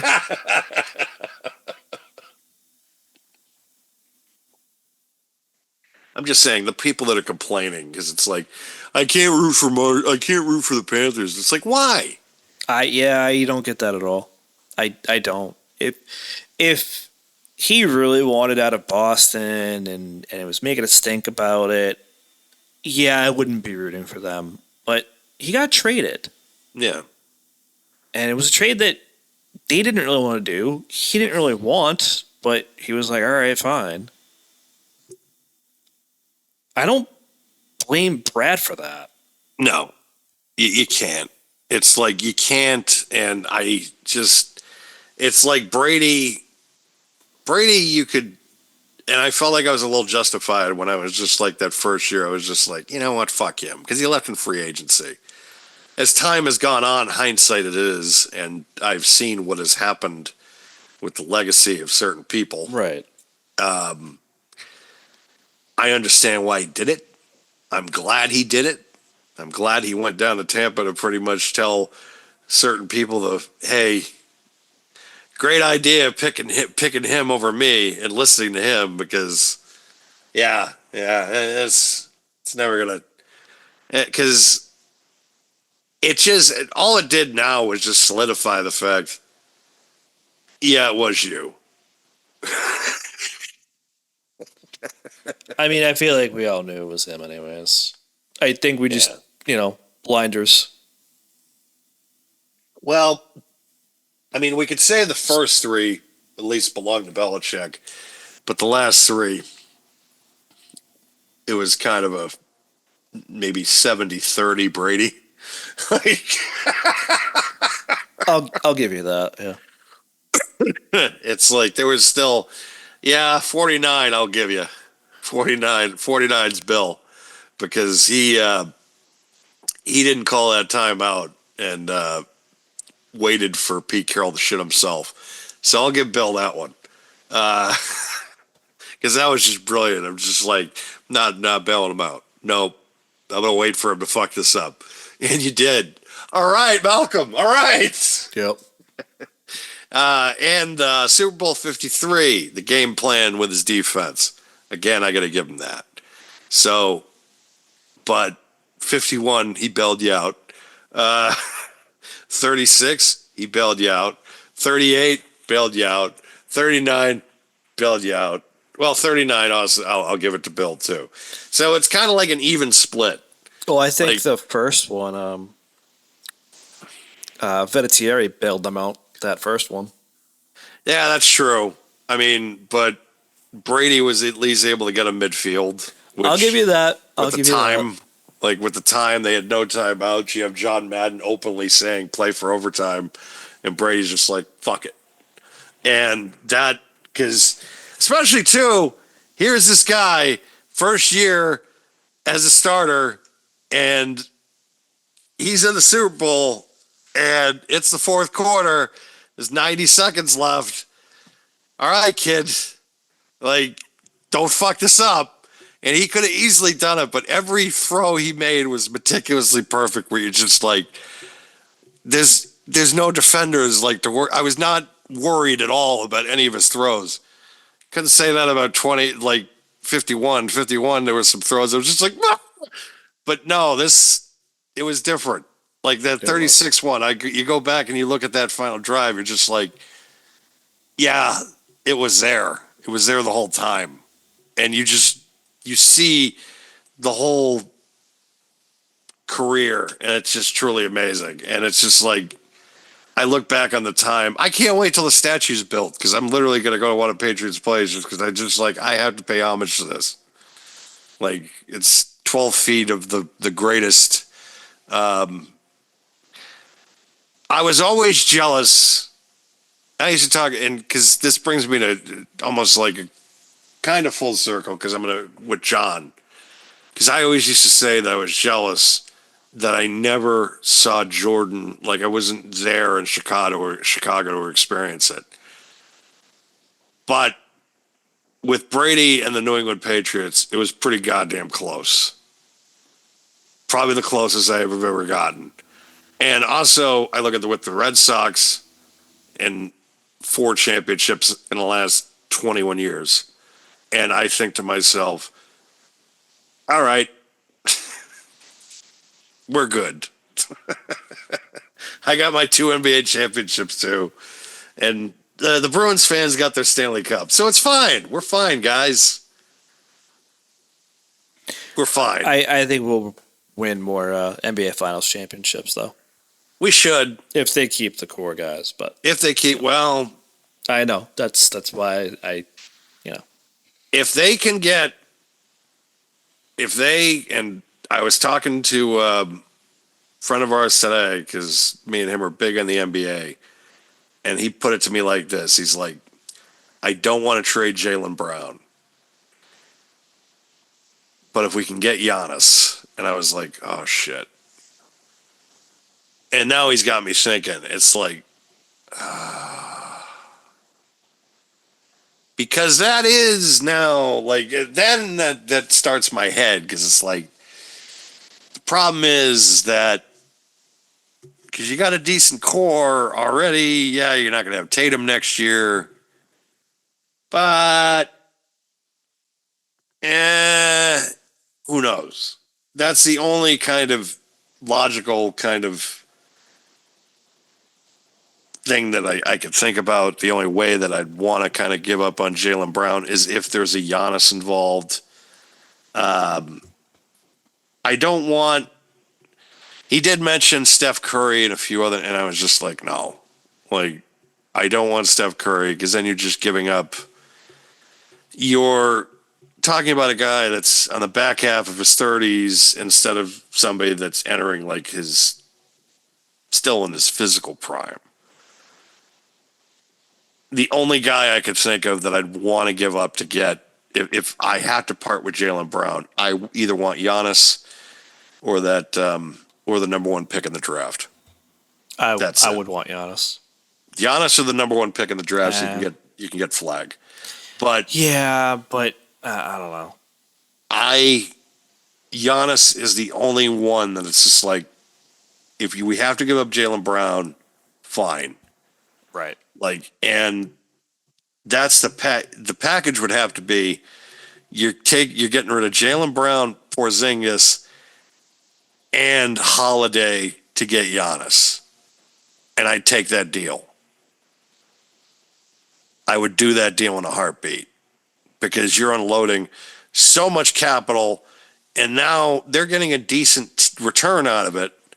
Where it's like, okay, we can do something with this.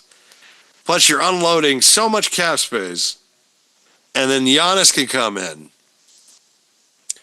and he's still got Derek White, he's still got Peyton Pritchard, he's still got Al Horford for another year, and then Tatum is out next year, unless it's like a super miracle drug that just happens to just heal Achilles overnight.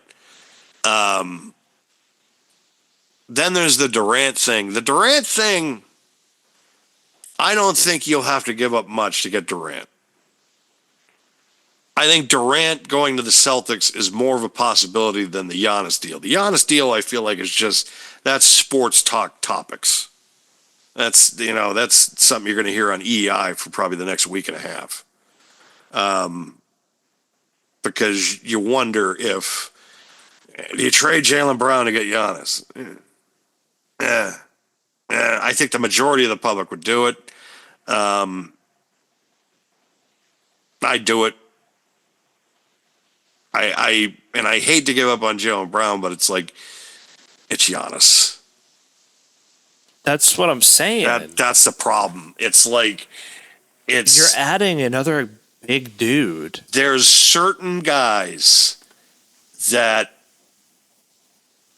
and do I think Giannis is as skilled a basketball player as most? No.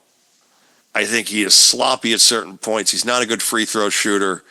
He doesn't have perimeter game, really. But on the inside, he's a physical dominant presence that the likes of which that I've only seen to Shaq, where he knows how to use his body and play on the inside. Plus now the defense, they don't put up with the hack and Shaq anymore.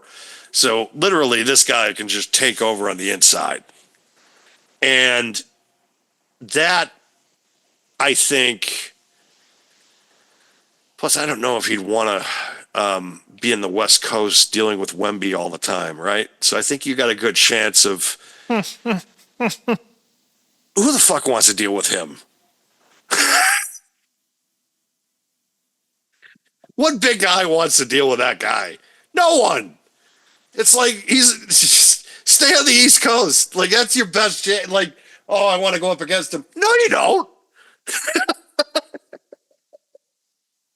Run unopposed. All you got to deal with is can't Carl Anthony Towns. I still got to check on the Knicks. I got to figure that out. Well, while you do that, I think we should probably segue to Double or Nothing finally. The Knicks are up. Yay. The Knicks are up. Yay. Yes, so this is... I feel dirty cheering for them. I know. I know. But, yeah, the Knicks are up. So let's segue now, and probably everybody's going to hit the floor in a second. Yes, folks. We are going to talk about an AEW pay-per-view. We should have like shocking music or something like, oh my God. Oh, wrong one, sorry. Wrong one.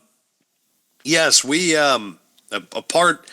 we only feel it's fitting to come onto this program tonight, and it was a heavy wrestling weekend, and we didn't want to just focus on the WWE shows, the NXT show. We needed to come out here also and talk about one of the landmark events for this is again back in 2019, the very first pay-per-view for AEW was Double or Nothing, and it was held in Vegas at the MGM Grand. And that kind of set the tone for this company and what they have done to make a mark on this industry 6 years ago to now. They are making more money than they have ever with their latest media rights deal. Attendance figures. I mean, a lot of rumors are being thrown around about what's been going on lately with their attendance, the seat filler rumors, people getting paid. I don't know. I'm not going to talk about it. All I know is that NXT sold more tickets for Battleground than this did. It was not in Las Vegas this year. It was actually held in Phoenix, which kind of was like, But considering the fact that WWE just ran Vegas for WrestleMania, you don't want to tire the market out. Considering also now that WrestleMania is going to be held in Vegas again next year, which we talked about at length last week.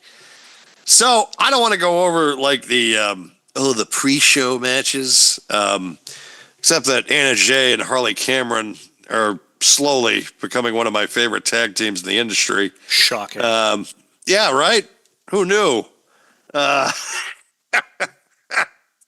One of the better parts. Yeah, exactly.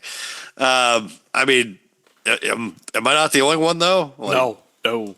Thank you. Absolutely not. I mean, they immediately should be like, if you're going to create a women's tag team division championship, put it on them and don't let them lose the championship in life ever.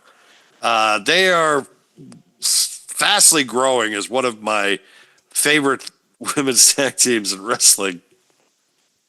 And I think they're going to hold on to that for a very long time.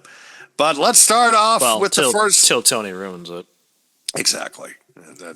Let's.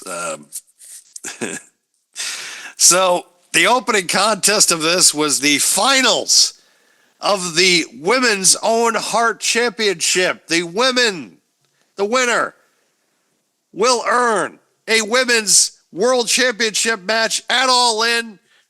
It's the Dance-Off Championship if you watched this Wednesday. Yes. We will talk about that later on. Yep.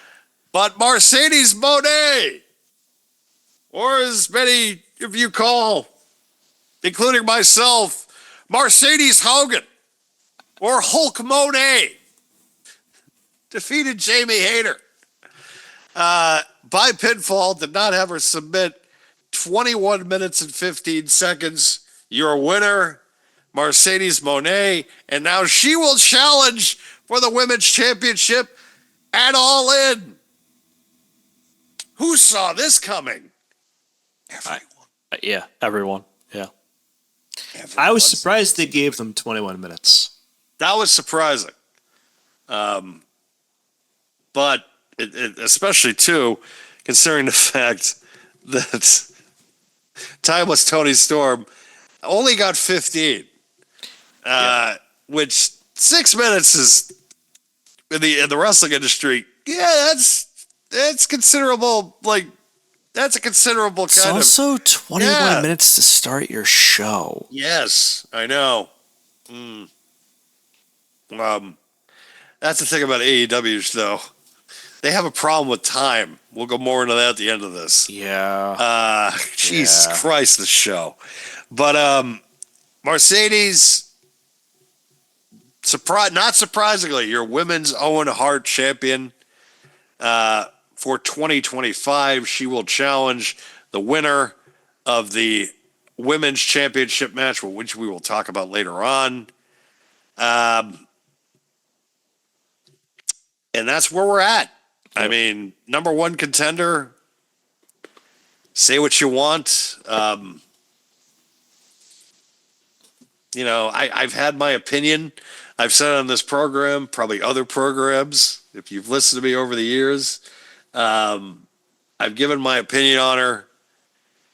I still think she's highly overrated. Yeah. That's exactly what I was thinking. Like, is she good? Yeah, but she's overrated compared to what everybody else says she is. And herself. I think, and from what I saw on Wednesday, that she... We'll talk more about that later, but because I want to kind of get more into the show. Because we're going to be here all night at this point. Yeah. FTR and FTR.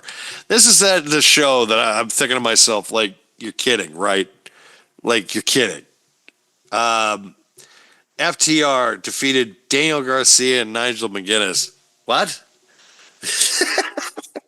By submission, too.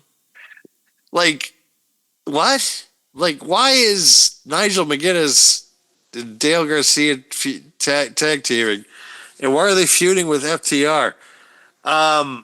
Especially, too, there were quite a few, let's say, botches of this match. At least there's been some issues lately, it seems like, with FTR. I don't know if they're doing this on purpose or if something's legitimately wrong with their communication and timing, because there have been times with them where something's just off. Like, something is wrong with these guys who, for a long time, they were a top 5 tag team in the world. And I feel like ever since probably a year, maybe 18 months ago, they've been pissing in the wind. And they just seem like to just not care. And I don't know how to fix that. I don't know how they can fix that either. Like them themselves. I don't know how what I'm saying is I don't know how to fix that, meaning I don't know where to go from here to fix it. Because there's something wrong, I feel like, because this is a team that they were synchronized like two fine watches, and that every gear was just working perfectly. And now it's just like, what the fuck's going on? Yeah. I don't know, man. This is another match, especially after Mercedes and Jamie just had 21 minutes. Really surprised they gave them 22 and a half minutes, exactly. Speaking of times, are you kidding me? This next match went 16-20, a stretcher match between Mark Briscoe and Ricochet. If I got to see another bald spot... I know. It's just gratuitous at this point, isn't it? Why is this his gimmick?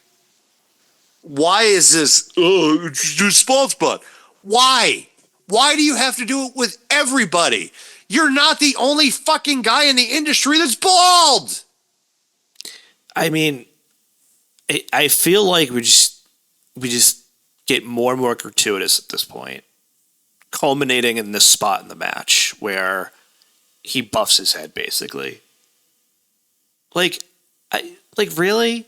Is it? I get it. It's funny, but is it necessary after months and months of the ball jokes? Like, just let it die. He really thinks he's so clever, and it's like, you're not, dude. Like, himself? Yeah, I know. Well, his whole attitude sucks. Like, he's terrible to the fans. That, look, sorry, there's a lot of people, including myself, that thought you were, again, vastly overrated. There are other guys in this industry that are in your company that are vastly better than you in the ring or can do the same things that you do, maybe a little less than you, because, yeah, you do spectacular shit. There's also guys in the company that do better than you, but also they can cut a fucking promo. Which even as a heel, you still can't do. But they somehow gave you 16 minutes in this match. Jesus, God almighty. I would have capped this at 12. That's what I would have said. Yes. 12 or less, Like, what is the 4 additional minutes for? That spot? Just, you're not impressing me. And so you have the next match, the Hurt Syndicate and Bobby Lashley and Shelton Benjamin going up against Dustin Rhodes and Sammy Guevara. You only got 12 minutes. This is their tag team match, this is for the tag team championship. That's what I was going to say. Which this is the company that for years, their whole mantra, one of their mantras was how great our tag team division is, how spectacular our tag team division is. And you had to go and get the guys from Ring of Honor to go up against Bobby Lashley and Shelton Benjamin because you really don't have that much on your roster as far as tag teams. Well, even though you had why, FTR earlier in the match. Hold on. You know why, though, right? It's because, they just had FTR and Daniel Garcia and Nigel McGuinness, but then all their tag teams are pretty much in the Anarchy in the Arena match. Exactly. And then on top of that, too, like Nigel McGuinness and Daniel Garcia, that's not an everyday tag team because Nigel McGuinness is a fucking commentator. This is true. There's no depth in that tag team division anymore. Or you couldn't pull somebody from the 6-man tag team match from earlier in the night. You couldn't have Holland McGraham and Commander or like RPG Vice. Like I'm reading this. Sorry, it's like I'm not trying to stutter for the dark anything. matches. You mean? I'm just reading this and I'm just like, what is this? Like CRU? Couldn't get one of those guys? Jesus. I'm supposed to. I know. Whatever. They make it tough, man. They make it difficult sometimes. And I know, you're nitpicking. No, I'm not. I'm trying to be fair here because this is getting fucking 12 minutes, but then you got Ricochet and Mark Briscoe getting 16. Come on. This is what your whole deal is. You're supposed to be built on how great your fucking tag teams are. But hold on. Even going into this last week, when we had the show last week and we previewed some of this stuff, we had already discussed that this was the weakest of the 3 cards. Yes. So, take that for what it's worth, but then some of the booking decisions that actually take place, it's like, why? You're not doing anything to impress me. Speaking of a lot of it's predictable, but go ahead. Speaking of not impressing me, Speedball Mike Bailey. Didn't see that coming a mile of the way. Who the fuck is this guy? I don't know. I don't even know the guy. I feel like, honestly, I look at this guy, every time I've seen him on TV, he is unappealing as fuck, because it's just, he's 5'8" and 174 pounds, and he's going out there and he's throwing these kicks like he's a fucking Karate Kid. What is this shit? And you're putting him up against one of the greatest professional wrestlers in our generation ever. You could put him up against, put him up on the Mount Rushmore category of one of the greatest workers of all time. Put him up there with Kenny. Put him up there with Brett. Everybody. You could put Okada up there. And you have him going up against this little pissant that 5'8" and 100, and everybody was telling me, he's so great. Oh, you'll love him. All this Impact stuff and he was doing, and he is not impressive to me at all. Not at all. He doesn't do anything that is impressive. I've seen some of these kicks that he does, these rapid fire. He looks ridiculous. No one is ever going to take this dude seriously. Yeah. No one. Nobody in a major industry, if you're going to work in want to work in a major company and you hire this guy, what are you doing? I mean, for me, this more than any of the other matches, and I feel bad saying this because it's Okada, really was a TV match. Oh, it really was. It really was. It really was. And they gave this 16 minutes. Yeah.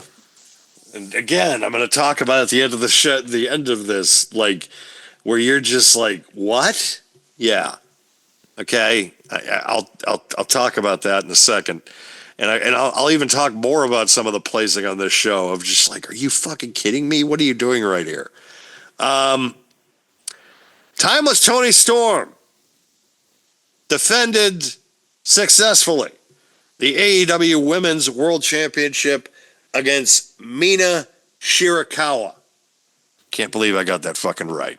15 minutes and 49 seconds, 6 minutes less than what Mercedes Moné got, which is this match, in my honest opinion, was more of the fascinating of the two, even though I feel like that coming out of this was going to be the predictable outcome. Right. Because Tony and Mercedes is the big money match. The problem I have is that now you have Mercedes and Tony facing off on Wednesday, and I feel like that everything they did pretty much all killed all momentum or any care that anybody's going to have into this contest. Yeah. I want to disagree, but I can't. It was so bad, man. It's like, what are we fighting for, though? AEW Women's World Dancing Championship? And again, Dance off! It is more bullshit for Mercedes that has hurt somebody else that she's kind of brought down, I feel like, and made them weaker. And she's doing the same hackney bullshit she did when she showed up a year ago. The same thing over and over again. Every feud. I'm going to dance. I'm going to say the same fucking things that I always say. I'm going to run away like a little bitch. That's all you do. That's all you fucking done. And now you're bringing somebody over that is supremely over. One of the bright spots in women's pro wrestling. Probably the biggest star in women's pro wrestling overall, the best character work. That if she was in WWE under this character, she'd probably be a massive star, but because she's in the other company, she's not known on a mainstream level. But the character work she's put in, she should be. But now, you're bringing her down. And you've already done that after one show. Congratulations. Really earning that fucking contract you got. Fucking terrible. Absolute shits. I mean, we all knew something like this was going to happen, though. Right up there with what Charlotte did to Tiffany. It's right up there. No, fucking up there. I would agree. I would 100% agree. Except she did that to a talent that has already established herself, and every angle that she's been, the work that she did with Mariah May alone, trounced anything that Mercedes was involved in since she signed with that company. By fucking miles.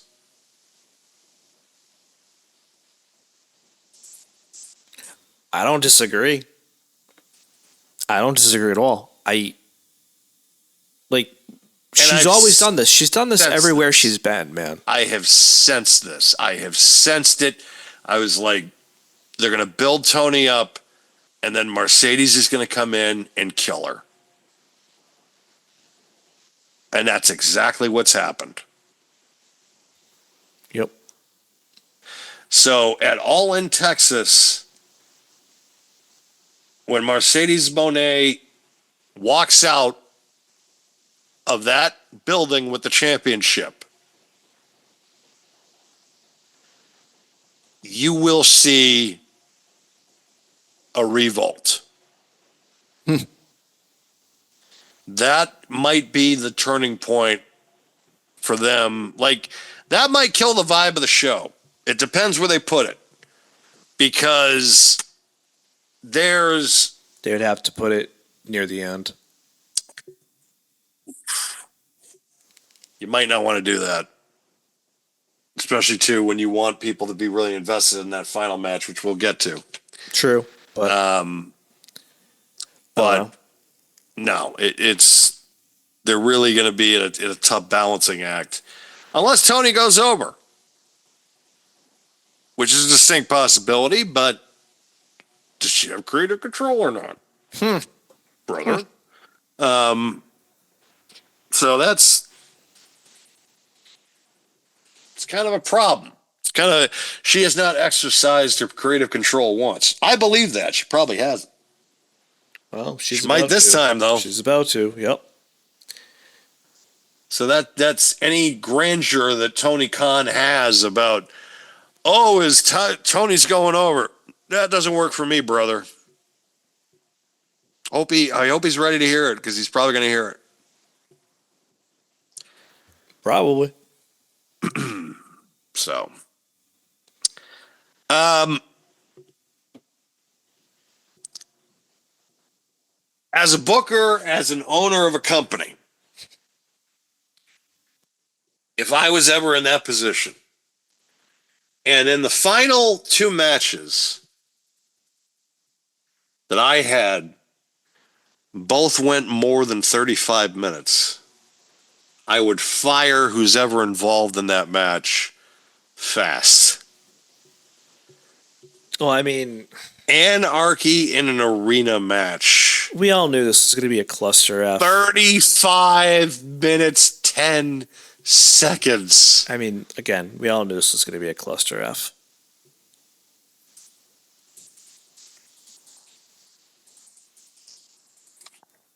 Wow. Yeah. It's tough. 35 minutes. Yep.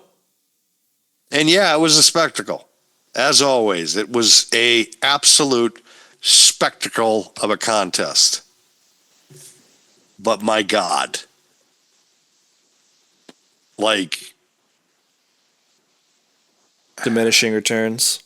there's a problem with it's diminishing returns, because yeah, it's a great match, but you know what, the very first one they did, the one they did at the stadium, was actually, I really liked it.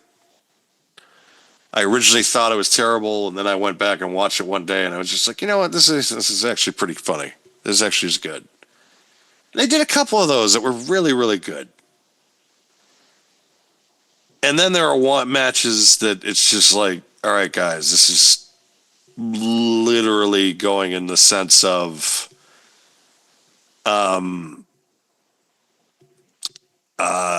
I'll say Circle J. I don't want to say that, because I don't want to put, there's certain phrases I just don't want to put together. Like, you know, I try not to be that too. I'll use the F word every so often on this, but there's certain things I just don't want to. I'll just call it a Circle J. This giant thing for 35 minutes is just a Circle J. That's what this is. Considering the people involved, it's like you have the Young Bucks, and it's just like you got John Moxley. Moxley doesn't want to sell for anybody. Matt and Nick just want to do flips and do kicks and just, it's just like, oh, near fall. Oh, near fall. Oh, near fall. I mean, Swerve coming out on the forklift was kind of funny. Well, yeah, that was sweet. I remember watching it. Too, like, sweet. I remember watching it, and I immediately just thought, I hope he's forklift certified. I I mean, listen, it's fun, but at some point, like I said, it's like, all right, can we move on? Yeah. Like that's Yes. kind of how it felt. And I don't know what the fuck the Young Bucks were wearing. Just throwing that out there. That was a very unique outfit that they had. That's how they roll. That is how they roll. That is how they roll. I just feel it's weird to go from that to the trios match. I just, the Don Callis family versus Paragon, which Why you never go multi-man matches back to back. You never do that. Well, not only that, but they're also sandwiched between the last match, which we'll talk about in a minute, which also went 36 minutes. Yes, I mean, but you just you never go back to back tag team matches. Like this is my kind of thought process. People might hate it, but this is the way I think. You never go back to back tag team matches or like multi-man matches. You never go back to back women's matches. So it's like one-on-one tag team, one-on-one. You know, it's funny because that's how they started. Yeah, it's just that's how you do it. Like that's exactly how he did it, and it's just like, okay, so why can't you put the Don Callis family against Paragon?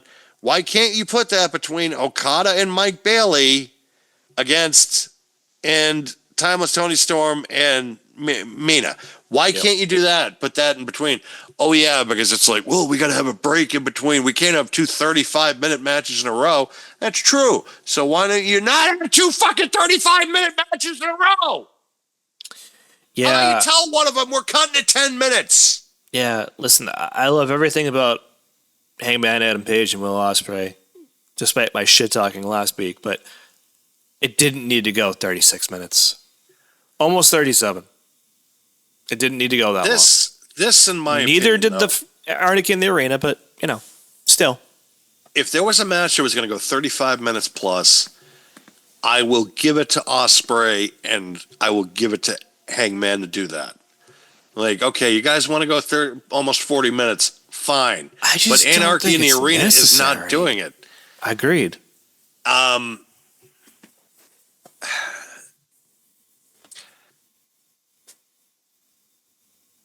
It depends who you're going up against. It depends who's involved. Like that's okay. That's but the thing. Hold on. I don't disagree with you, right?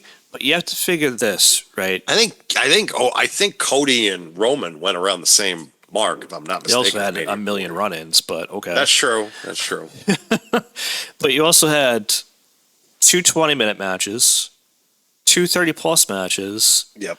2 matches that were 16 minutes, another one that was almost 16 minutes, and then a 12-minute match. Yes. So we could also talk about it at the end, but what time did this show end? Every person in the company and every critic, including myself and yourself, all, including the talent, know the shows need to be shorter. There's one guy that doesn't give a shit. And the one guy that signs the checks is the one that doesn't give a shit. Correct. And that's the problem. But when he signs the checks, you can't tell him the shows need to be shorter. Right. Because he's going to tell you, doesn't matter. Or he's going to ignore you. And look, it's his business. This show is highly regarded by the people that watched it, but everybody can sit there and tell you this is getting ridiculous. Like this should not be going. I think Meltzer even agreed, but Alvarez even agreed, and the quote was, "They need to be done before 12 on the East Coast. They need to be done before 12, and your main event should not be going out there at 11:45 or midnight, and they're going 40 minutes."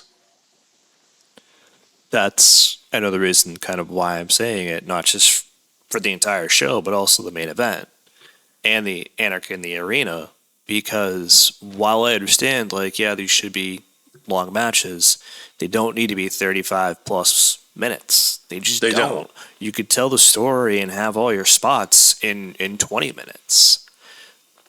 You know, like, I understand it, right? These are high profile matches, but at what point, kind of like Meltzer and Alvarez and you just mentioned, at what point you just kind of sit there and be like, we need to reduce the time of the show. Where do we do it?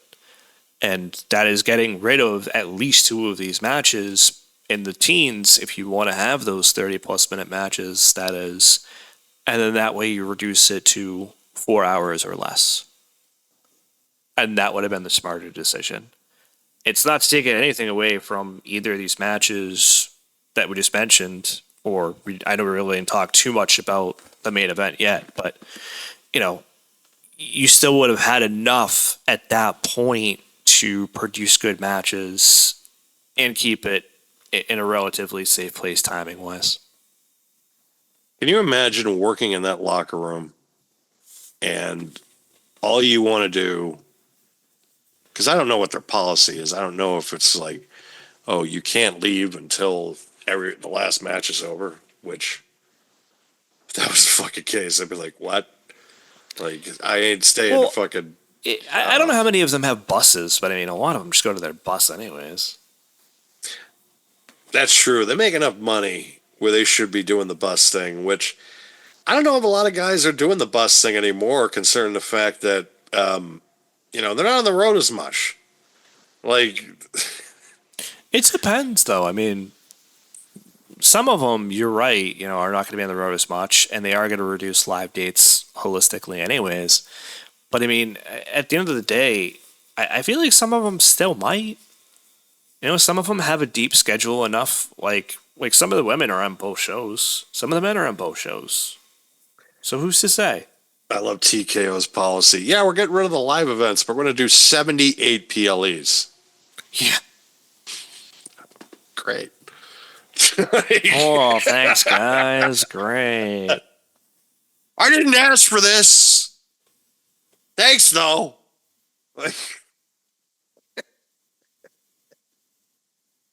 I came into this matchup last weekend saying I don't see a reason why Hangman should win. And you didn't say that.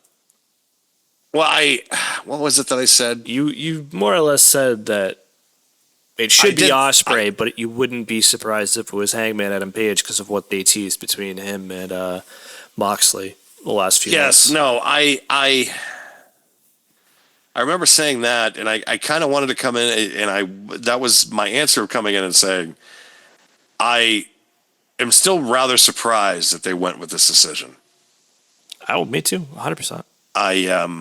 I guess both guys went in and pleaded their case on why the other guy should win. Moxley chimed in at one point, and I guess it said that he would have, I guess, prefer that to wrestle Hangman, meaning I don't know if, because again, if Hangman does not win the title at All In, and depending on what happens with the Mercedes Tony Storm match, right? If Moxley walks out with the title, and if Tony Storm loses, and Marty's, it's going to be bad. It's going to be a riot. It is going to be a fucking problem. Like all that good faith, everything. Maybe 30,000 of the sickos will be happy, but the rest will be like, fuck you. And that's what Tony, this has to be the call. You need to keep the title on Tony. You need to put the belt on Hangman. That is the right decision. I don't want to hear that this was, like this is an exciting. No, Tony. You know what you need to do. You need to get the belt off Moxley. That should be your number one fucking priority. Keeping the title on Tony Storm is also your number one fucking priority. This is what you need to do to keep things in balance and be able to get the ship back up and running again. Don't listen to others. Don't listen to the talent that are going to come in and plead their case on why they should keep it or blah, blah, blah, or why I should win. Unless they are legally binded that they have final say, which shame on you if that's the case.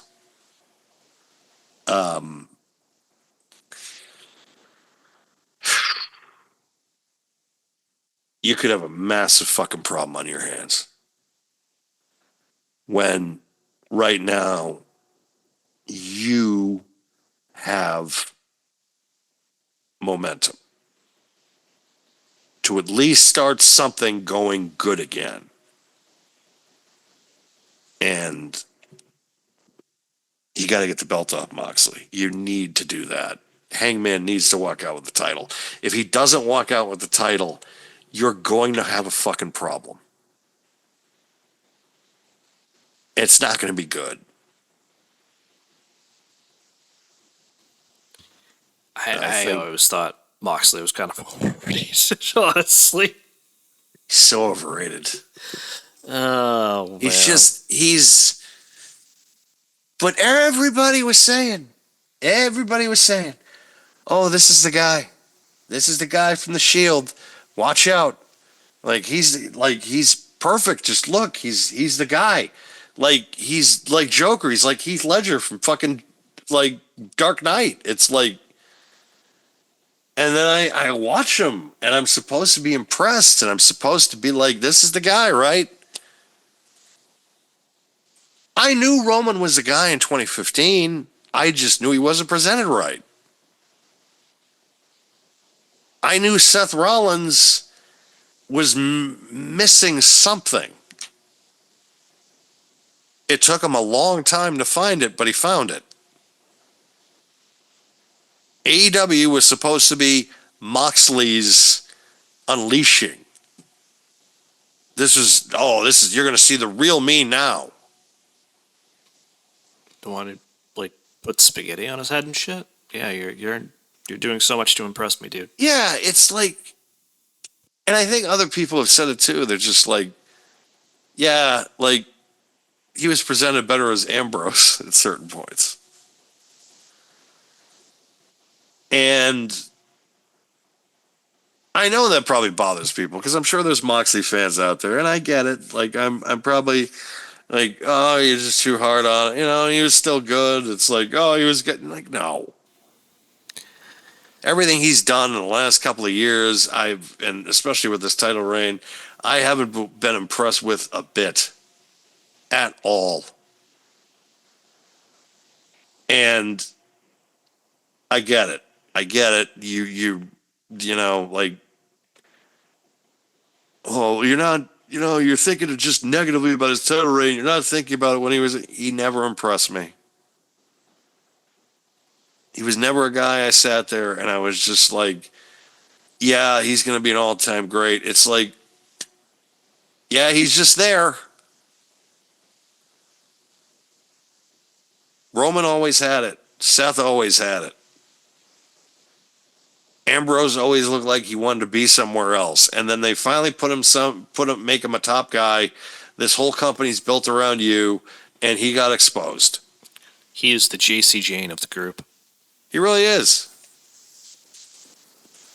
Except JC Jane, I feel like has other redeeming qualities other than he does. Boo ran. Exactly. Because apparently he's just like, because he sees no problem with her being champion. And I'm just like, okay, why's that? Never mind. Yeah, never mind. So I googled it because we were talking about it earlier because we kept alluding to it. The overall runtime for AEW Double or Nothing, 4 hours, 29 minutes, and 46 seconds. So 12:30. Just about. So that means they came out for the main event at 11:50. Yeah. Go fuck yourselves. Yeah. Dude, they would have had to wake me up for the main event. That's literally what I would have been. And it's a holiday weekend, too. I know Exactly. people are like, well, we had Monday off. Go fuck yourself. I don't care. I don't care. Plus, let's be real. Not everybody has off. So, No! let's be real. There are people that work certain jobs that they need to be in to work those days, and God bless. But, just because you don't have to work the next day does not excuse the fact that this pay-per-view is like a solid 30 minutes too long at the least. Except the sickos. They don't have jobs. Oh, there's that, but, I could stay up all night. My mommy and daddy let me stay up whenever I want. Well, it's because you're in the basement, so it's fine. Sounds awful lot like your Ralph Wiggum, by the way. I broke my woogie.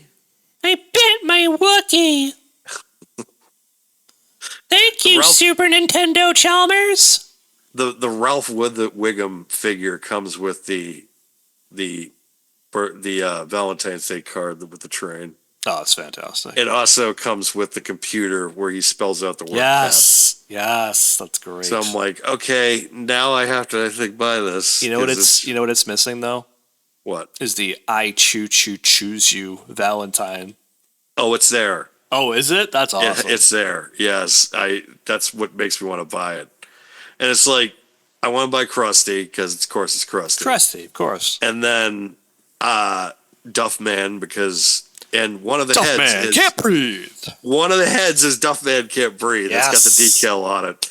So it's like all these little inside jokes that have been in my head for years. Yep. It's like I need these to kind of because they're memes. That's the way I look at these pictures because it's like they're memes inside my head, and I feel like that is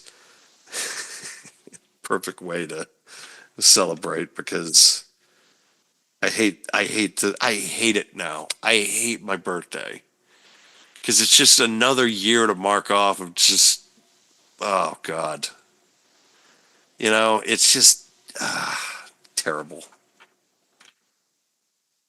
I literally 21 years ago, and I'm turning.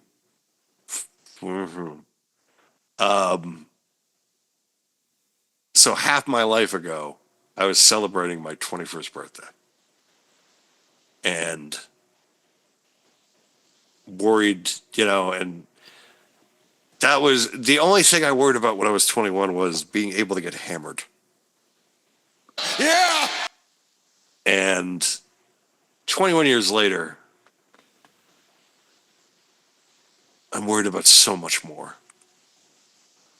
But at least I can do it baked out of my fucking mind. Yep. That too. And people also wonder, why do you have to have your toys and all this stuff? And it's just like, because I need my sanity in life. We all need something. Yep. We all need our sanity. And that's where I'm at.